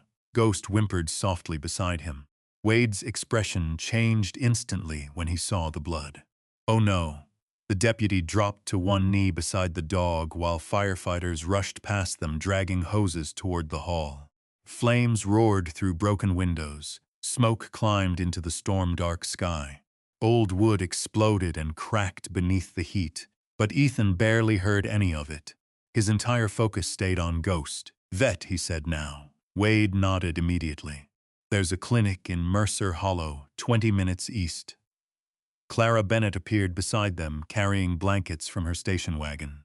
"I'll drive," she said. Ethan carefully lifted Ghost into his arms. The old dog tried weakly to stand on his own anyway, still trying to work, still trying not to be carried. "Easy," Ethan whispered. Ghost rested his head against Ethan's chest at last, trusting him for once. The drive through the mountains felt endless. Snow hammered the windshield while Clara fought the icy roads, with both hands locked tight on the steering wheel. Wade followed close behind in his cruiser, headlights cutting through the storm like pale knives. In the back seat, Ethan held Ghost wrapped in blankets while blood slowly spread beneath them. "Hey," Ethan murmured quietly. "You remember Arizona?" Ghost's ears twitched slightly. "That motel where you stole 3 pounds of bacon off the breakfast cart?" The dog gave the faintest movement of his tail. Ethan swallowed hard. "You're not dying tonight. You still owe me for that bacon." Outside, the Appalachian mountains rolled past beneath darkness and snow. Small churches, frozen creeks, abandoned barns leaning beneath winter wind. The world looked impossibly quiet compared to the chaos burning behind them. Mercer Hollow Veterinary Clinic sat near the edge of town beside a feed supply store and an empty gas station. Its lights glowed warm against the storm when Clara finally pulled into the lot. A middle-aged veterinarian named Dr. Elaine Porter met them at the entrance, still buttoning her coat. "What happened?" "Knifed wound," Wade answered quickly. Dr. Porter immediately crouched beside Ghost. The old dog growled weakly out of instinct. "It's okay, sweetheart," she whispered calmly. "Nobody's hurting you." Ghost's eyes remained fixed on Ethan, always checking him first. Ethan walked beside the gurney while they rushed Ghost into surgery. Then suddenly, nothing, just silence. A waiting room smelling faintly of antiseptic and coffee. Ethan sat heavily beside the window while snow drifted outside beneath parking lot lights. Wade leaned against the far wall quietly. Clara sat nearby holding a paper cup in both hands for warmth. No one spoke for a long time. Finally, Wade broke the silence. "We caught one of them." Ethan looked up sharply. "The guy Ghost tackled in the woods?" Wade nodded. "Name's Travis Mullen, 24 years old. Works hauling lumber for Garrett Ridgeway." Clara closed her eyes slowly. "Oh, Garrett." Wade's jaw tightened. "Kid swears Garrett never ordered anybody to start the fire." He paused. "But he admits Garrett paid him to scare you off." Ethan stared out the window again. Snow falling. Wind moving through darkness. "Somebody brought gasoline into that hall," he said quietly. "That wasn't fear, that was intention." Wade nodded grimly. "I know." The deputy hesitated. "Garrett's family basically built Blackwater Ridge. Folks around here don't like crossing them." Ethan looked toward him calmly. "I didn't spend 30 years overseas getting shot at just to run from a spoiled lumber millionaire." A faint smile touched Wade's face despite the tension. "Yeah," he admitted softly. "I figured that out. Hours passed. The storm weakened outside while dawn slowly approached beyond the mountains. Finally, Dr. Porter emerged from surgery, still wearing gloves streaked faintly with blood. Ethan stood instantly. "How is he?" The veterinarian pulled off her mask. "He's alive." Ethan closed his eyes briefly. Not relief exactly, but close. "The knife missed the artery by less than an inch," she continued. "Another few minutes, and you would lost him." Clara pressed one trembling hand against her mouth. Dr. Porter looked toward Ethan carefully. "That dog fought through severe blood loss and shock before collapsing. I've never seen an animal his age stay functional that long after a wound like that." Ethan glanced toward the surgery doors. "Military dog," he said quietly. The veterinarian nodded slowly. "Yes," she said. "I can tell." Ghost remained under sedation for several more hours. Ethan refused to leave the clinic. Not even once. He sat beside the recovery room, listening to the steady beep of monitors, while old memories rose quietly around him. Combat hospitals, night extractions, young soldiers missing limbs beneath fluorescent lights. Too many nights waiting beside people he couldn't save. Ghost lay motionless beneath blankets now, breathing slowly through oxygen tubing.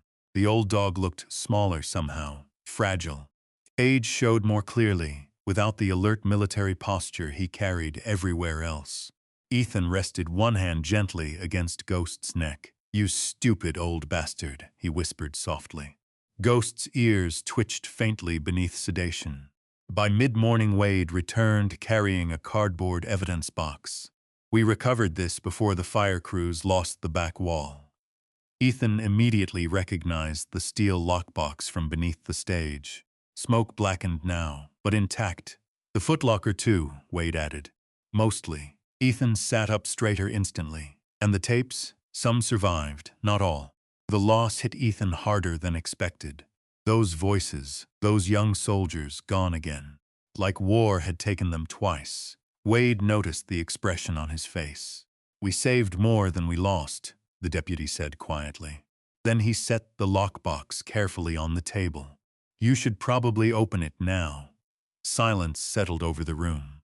Snowmelt dripped steadily outside the clinic windows, while weak morning sunlight finally touched the mountains beyond Mercer Hollow. Ethan studied the lockbox for several long seconds, then reached for it. The combination dial turned stiffly beneath his fingers. Most people would have struggled opening it after decades underground. But military lock systems rarely changed much across generations. Ghost had taught him to trust instincts. And Ethan's instincts told him Benjamin Ridgeway would have used something simple. Important dates. Military numbers. He tried June 6, 1944. Nothing. Then April 12, 1945.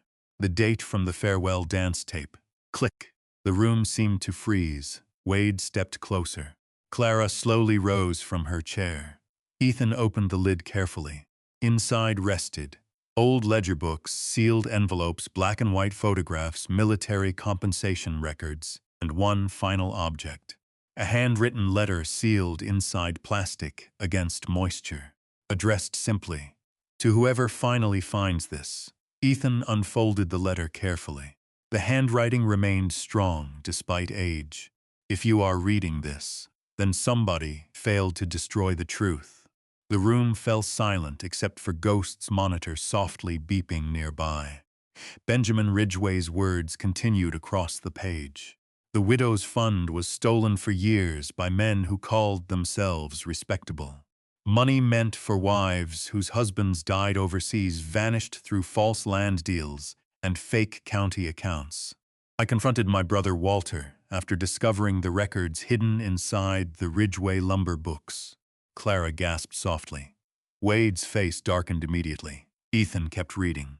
Walter told me nobody would care about dead soldiers after enough time passed. He said this town needed survival more than honesty. But the boys whose voices live on those tapes deserved better than being forgotten and robbed. Snowmelt dripped slowly outside. Ghost shifted faintly in his sleep. Benjamin's letter trembled slightly in Ethan's hands now.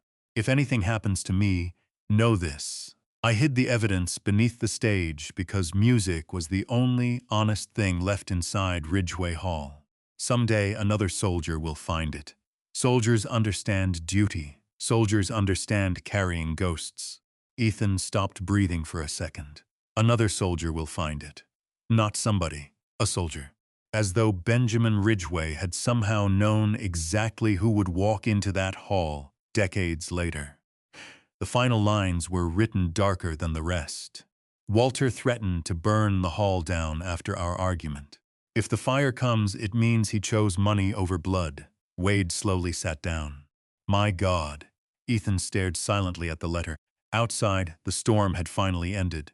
Sunlight broke across the Appalachian Mountains for the first time in days. And beside him, beneath blankets and bandages, Ghost slowly opened his eyes. The old German shepherd blinked once against the morning light, spilling through the veterinary clinic window. Then immediately searched for Ethan, always first. Ethan leaned forward in the chair beside the recovery bed and rested one hand gently against the dog's neck. "There you are." Ghost gave the faintest movement of his tail beneath the blankets. "Doctor." Elaine Porter stepped quietly into the room, carrying fresh bandages, and paused when she saw the dog awake. "Well," she said softly, "that's one stubborn soldier." Ghost watched her carefully, but didn't growl this time. Too exhausted. The surgery had lasted nearly 4 hours through the night. The knife wound along Ghost's shoulder required dozens of stitches, and blood loss had nearly stopped his heart twice during the procedure. But somehow the old war dog had survived. Again. Dr. Porter checked the monitors carefully. "He'll need weeks to heal," she said. And honestly, at his age, she hesitated. Most dogs wouldn't have made it through this. Ethan looked down at Ghost. "He's made it through worse." The veterinarian studied both of them for a moment, then quietly nodded. "Yes," she said. "I believe he has." Outside, snowmelt dripped steadily from the clinic roof, while the mountains beyond Mercer Hollow glowed pale blue beneath winter sunlight. The storm had finally broken, but inside Ethan's chest, another storm had just begun.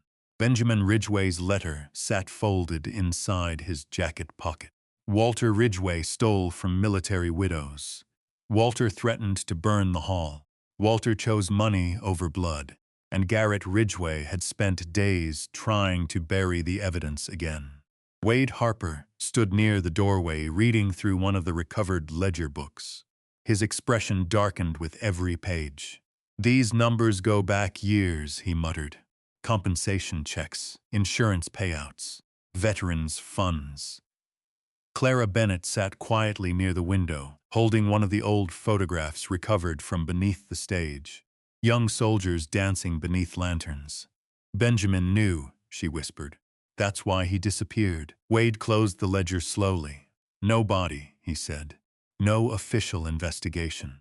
Town just accepted he ran off after the fire." Ethan's eyes narrowed slightly. "Men like Benjamin Ridgway don't run."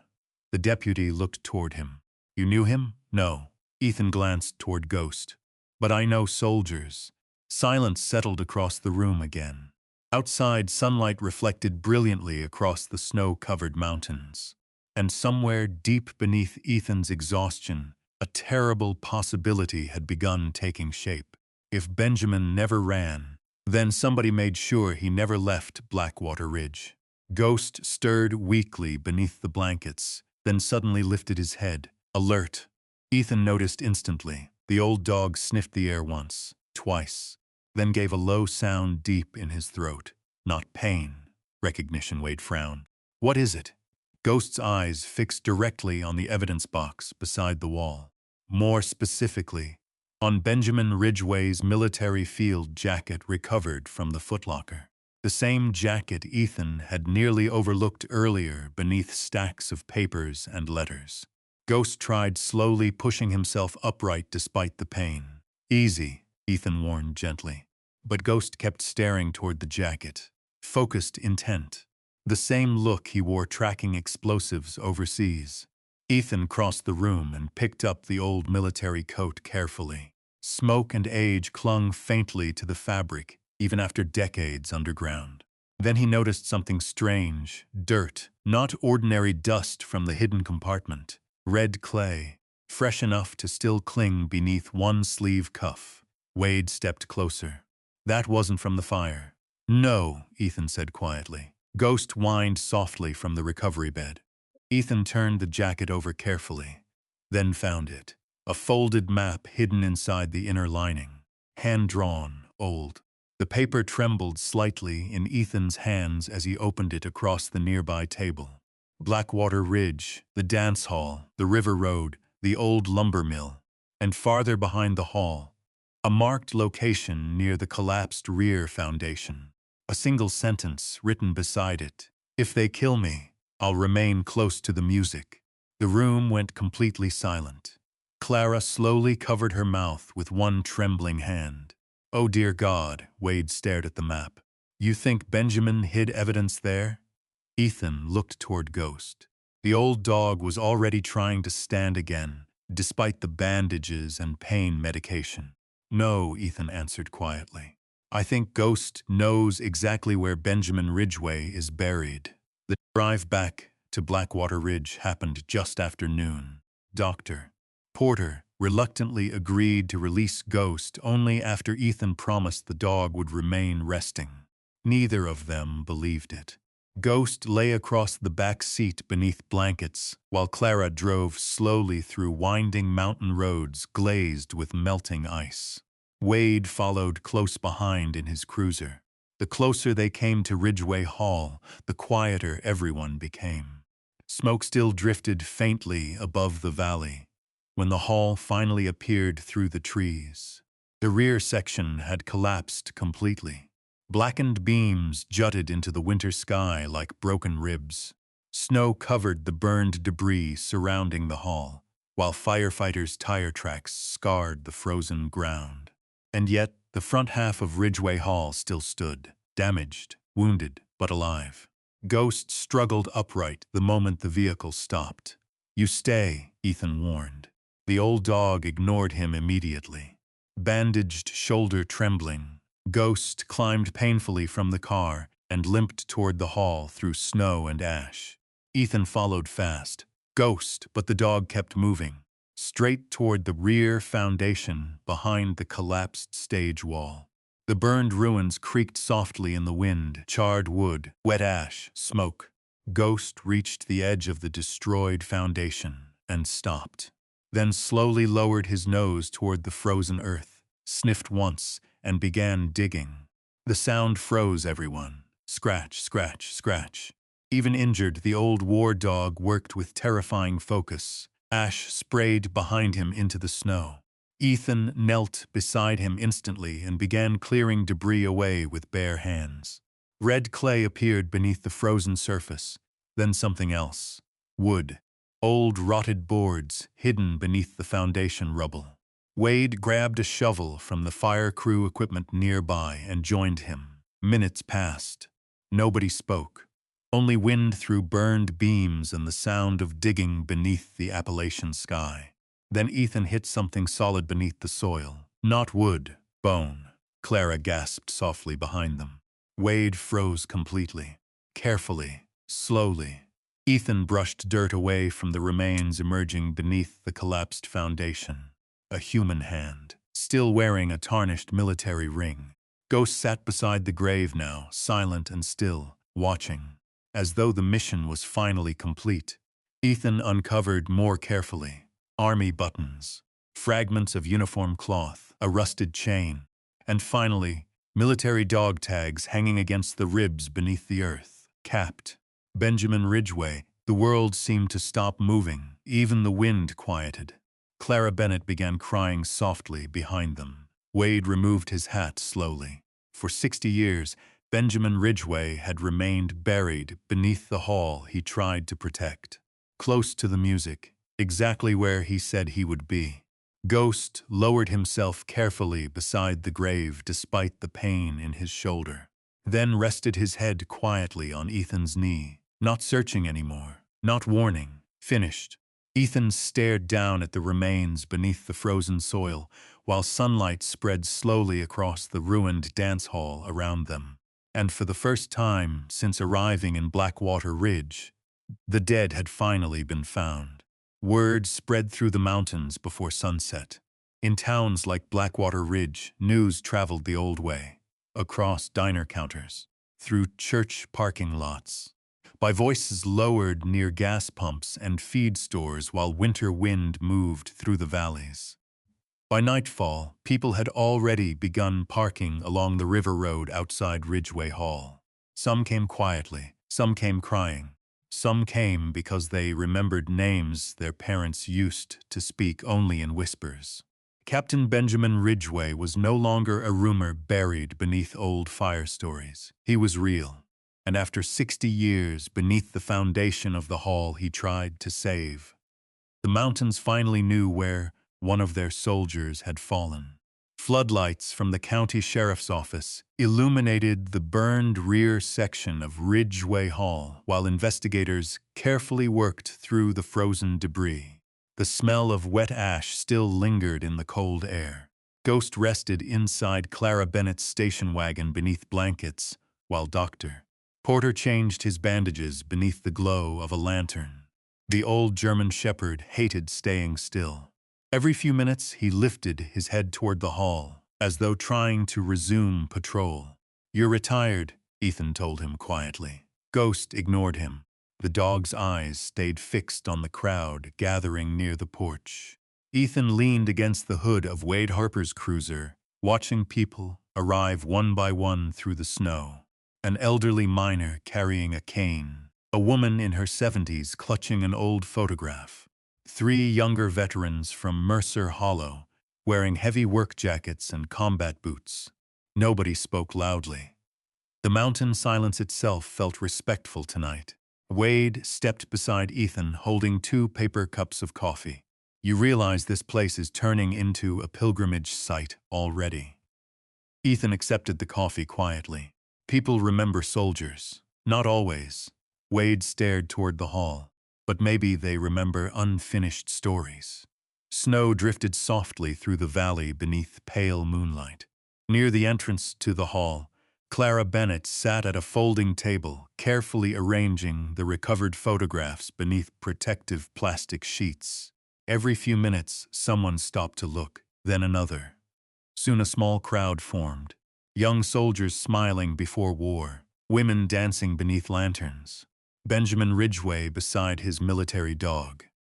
One old man removed his hat slowly, while staring at a photograph near the edge of the table. "That's my Uncle Roy," he whispered. "Died in Korea." Clara touched his arm gently. "He danced here before he shipped out." The old man nodded once without taking his eyes off the photograph.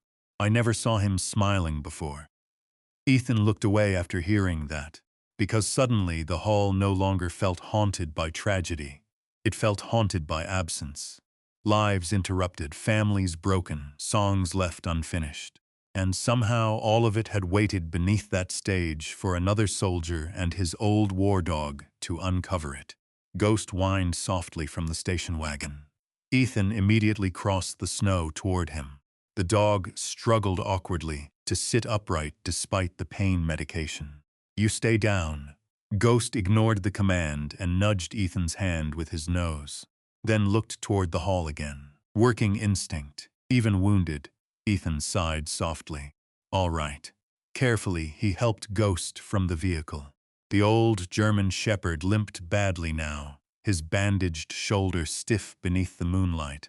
But the moment his paws touched snow, his posture changed, alert, protective, present. The crowd near the hall fell silent, watching him approach beside Ethan. People recognized him now. The heroic K9. The old military dog who found Benjamin Ridgeway beneath the foundation. Children stared openly. Older veterans nodded respectfully. Ghost ignored all of them. His focus stayed entirely on Ethan, always. As they reached the porch steps, Clara smiled faintly. "Looks like somebody refused bed rest." "He outranks me," Ethan muttered. That actually earned a few quiet laughs from nearby townspeople. The sound surprised Ethan more than anyone. Laughter. Normal laughter. He realized suddenly how long it had been since he'd stood among people without searching rooftops or exits or hidden threats. Blackwater Ridge still felt wounded tonight, but no longer afraid. Around 9 o'clock, headlights rolled slowly into the lot again. This time, nobody spoke when the black pickup stopped near the sheriff's cruiser. Garrett Ridgway stepped out alone. The crowd immediately stiffened. Conversations died instantly beneath the winter air. Wade moved closer to Ethan automatically. Garrett looked older tonight somehow. Not angry now, defeated. Snow crunched softly beneath his boots as he approached the porch. His eyes moved toward the burned remains of the hall first, then toward the evidence lights surrounding the foundation grave. Finally, toward Ethan. "You found him," Garrett said quietly. No one answered. Garrett removed his gloves slowly. "My grandfather knew where the body was." The confession landed like stone in the frozen air. Several people nearby lowered their heads immediately. Others simply stared. Garrett's voice had gone hollow now. "When I was a kid, he used to drink too much some nights." He swallowed hard.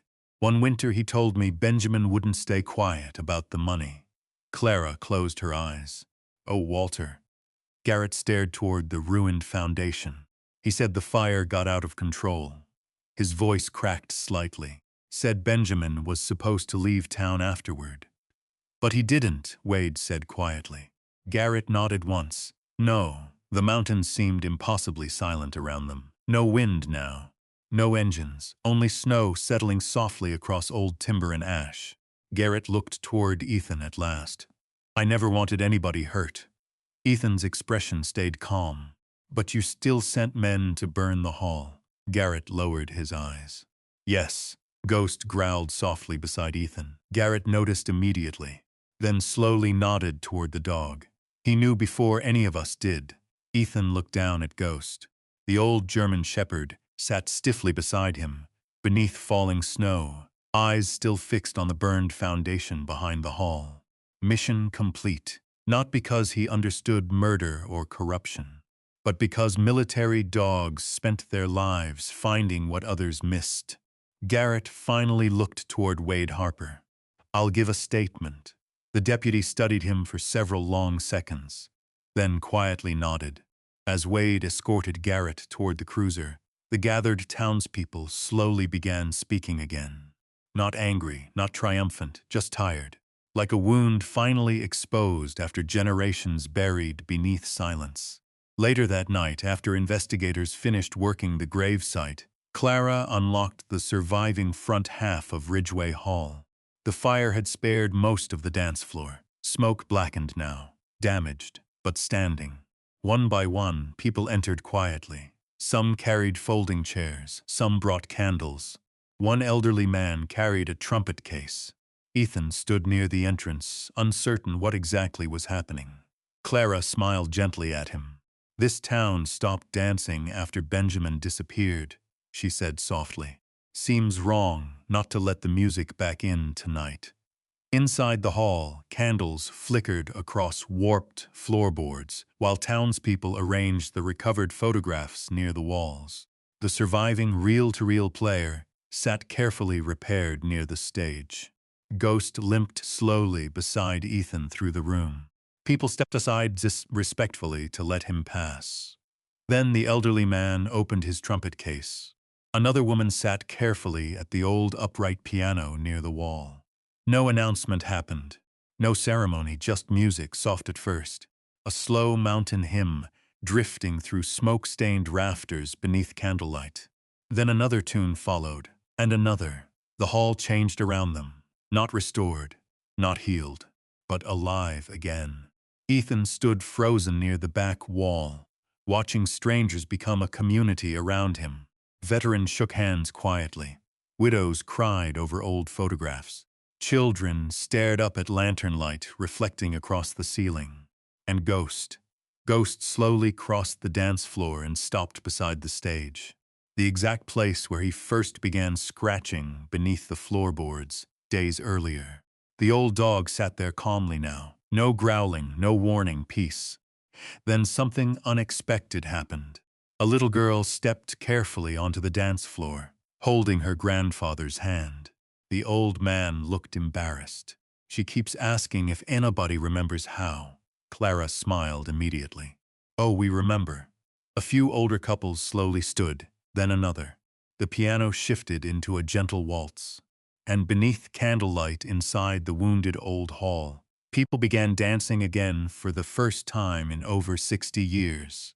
Ethan felt something tighten painfully in his chest watching them. Not grief, not trauma. Something warmer, something dangerous after years alone. Belonging. Ghost looked back toward him from beside the stage, then gave one slow wag of his tail, as if to say, "See, you found it too." Ethan stood motionless near the back wall of Ridgeway Hall while music drifted softly beneath candlelight. The old dance floor creaked again for the first time in generations. Not from fire, not from collapse, not from secrets buried beneath the stage, from people, living people. Young couples moved awkwardly beside older miners who still remembered wartime songs from childhood kitchens and front porch radios. Veterans stood near the walls, holding coffee cups, while photographs of forgotten soldiers flickered beneath candlelight beside them. And through the center of it all sat Ghost, watching quietly from beside the stage, satisfied. Outside, winter slowly loosened its grip on Blackwater Ridge over the following weeks. Snow melted from the riverbanks first, then the mountain roads, then finally the frozen fields surrounding the valley. The burned section of Ridgeway Hall remained scarred black against the hills, but every morning new trucks appeared outside, carrying lumber, tools, paint, and volunteers. Nobody organized it officially. People simply came. An electrician from Mercer Hollow repaired the surviving wiring without charging $1. Retired miners rebuilt damaged floor supports. Church women brought food every afternoon in aluminum trays covered with towels. Even teenagers from town showed up after school, carrying buckets of nails and old work gloves. The hall had stopped belonging to the Ridgeway family. Now it belonged to Blackwater Ridge again. Ethan tried more than once to refuse help. Nobody listened. "You saved this place," Clara Bennett told him one afternoon, while they watched volunteers rebuild the porch railing. "Mountain people remember things like that." "I didn't save it," Ethan answered quietly. Clara looked toward ghosts sleeping beneath the stage lights nearby. "No," she said softly, "but the two of you found what the rest of us lost the courage to look for." Ghost healed slowly. Some mornings the old dog limped badly enough that Ethan worried he might never fully recover. The knife wound had damaged muscle deep along the shoulder, and cold weather stiffened the injury hard enough to make Ghost pause before standing. But every day he improved, and every day he resumed patrols around the hall, checking windows, watching strangers, sleeping beside the rebuilt stage. "Still working, Doctor." Porter laughed the first time she saw him climb the porch steps carrying one of Ethan's boots in his mouth. "That dog's too stubborn to retire." Ethan scratched behind Ghost's ears gently. "He gets that from me." By early spring, green returned to the Appalachian mountains. Dogwoods bloomed along the river road. Fog rolled warm across the valleys at dawn. And Ridgeway Hall slowly transformed from burned ruin into something alive again. The rebuilt stage stood stronger now than before the fire. Fresh pine boards replaced the collapsed rear section, while volunteers restored the old lantern fixtures hanging from the ceiling. Someone repainted the faded sign above the entrance, exactly as it appeared in old photographs. Ridgeway Hall Est, 1933. The night of the reopening arrived beneath soft mountain rain, not a storm. The gentle kind that made porch lights glow warm against wet pavement. Cars lined both sides of the river road before sunset. Families arrived carrying folding chairs and casseroles, while musicians unloaded battered guitar cases and old trumpets from pickup trucks. Ethan stood alone outside the hall, watching lights flicker through the windows. Music drifted softly into the evening air. He still wasn't comfortable around crowds. Too many years overseas had rewired something inside him. Even now he caught himself tracking exits automatically, watching rooftops, reading hands and movements before faces.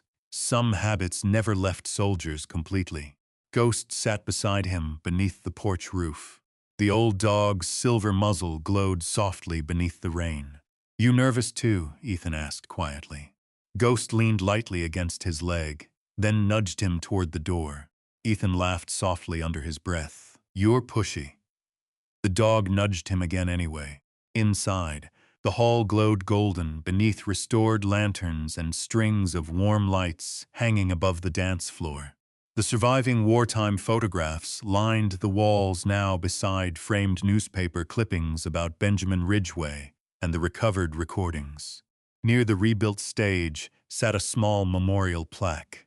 "For the soldiers who danced here before they went to war, and for the ones who never came home." People filled the room shoulder to shoulder. Veterans, families, miners, travelers from neighboring counties. And at the center of the stage stood Deputy Wade Harper, holding a microphone awkwardly in one hand. The crowd quieted slowly. Wade cleared his throat. "I'm not much for speeches," he admitted, earning a few smiles. "But there's something this town needs to say tonight." His eyes moved toward Ethan, and toward one very stubborn military dog. Soft laughter spread gently through the hall. Ghost's ears twitched immediately at the attention. Wade continued. For 60 years, this place carried a wound nobody wanted to talk about. We buried a good man beneath silence because fear seemed easier than truth. The room grew still. But truth has a way of waiting. He glanced toward Ethan again. Sometimes it waits for another soldier to come finish the mission. Applause rose quietly through the hall. Not loud, not dramatic, honest. Ethan lowered his eyes slightly, uncomfortable beneath attention. Ghost solved the problem immediately by limping onto the dance floor toward the stage. The crowd broke into smiles and laughter as the old German shepherd carefully climbed the stage steps despite his healing shoulder. Then he turned and sat directly beneath the memorial plaque, like he belonged there, like he understood. Wade shook his head, smiling. Guess he's taking over from here. The band began playing moments later. Not polished musicians, not professionals. Just mountain people carrying old songs forward together. A slow trumpet melody filled the hall, while couples drifted onto the dance floor, beneath warm lantern light. Ethan stayed near the wall at first, watching, always more comfortable observing than belonging. Then Clara Bennett appeared beside him, wearing a dark blue dress and carrying 2 paper cups of coffee. You planning to hide in corners all night? I'm supervising. She handed him coffee. You know your dog's smarter than you. Ethan glanced toward Ghost sitting proudly beside the musicians on stage. Wouldn't argue that. Clara smiled softly. Then maybe listen to him. Before Ethan could answer, a teenage girl approached nervously, holding a folded newspaper. Mr. Cole? Ethan looked up. The girl pointed toward the front-page photograph. It showed Ethan kneeling beside Ghost outside the burned dance hall while snow fell around them. Would you sign this for my grandfather? She asked quietly. He served in Vietnam. Ethan hesitated, then slowly accepted the paper. What's his name? Harold Jensen. Ethan signed carefully. For Harold, welcome home. Ethan and Ghost. The girl smiled brightly and hurried away. Ethan stared after her for a long moment. Welcome home. The words lingered strangely inside him. Later that evening, after the final song ended, and most of the crowd drifted back into the rainy spring night, Ethan remained alone on the porch steps beside Ghost. Warm light spilled through the hall windows behind them, while volunteers laughed softly inside during cleanup. The mountains beyond the river sat dark and peaceful beneath low clouds.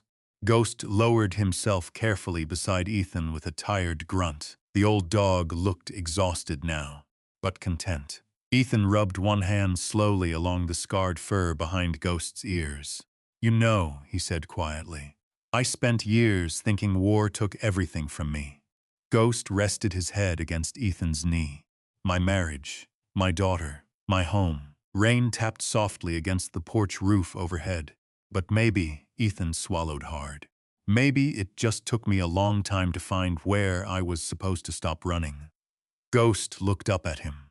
And for the first time in years, Ethan no longer felt like a man drifting through borrowed places. Behind them, Ridgeway Hall glowed warm against the Appalachian night. Alive again, full of music again. A place where forgotten soldiers were remembered by name. Ethan reached into his jacket pocket and unfolded the letter that arrived 3 days earlier. The handwriting froze him the moment he saw it. His daughter's. Dad, I saw the story on television about the dance hall and the military dog who found the missing soldier. I didn't know where you were until now. The paper trembled slightly in Ethan's hands. Ghost nudged his arm gently. There was more. If you still want to talk someday, I think maybe I'm ready too.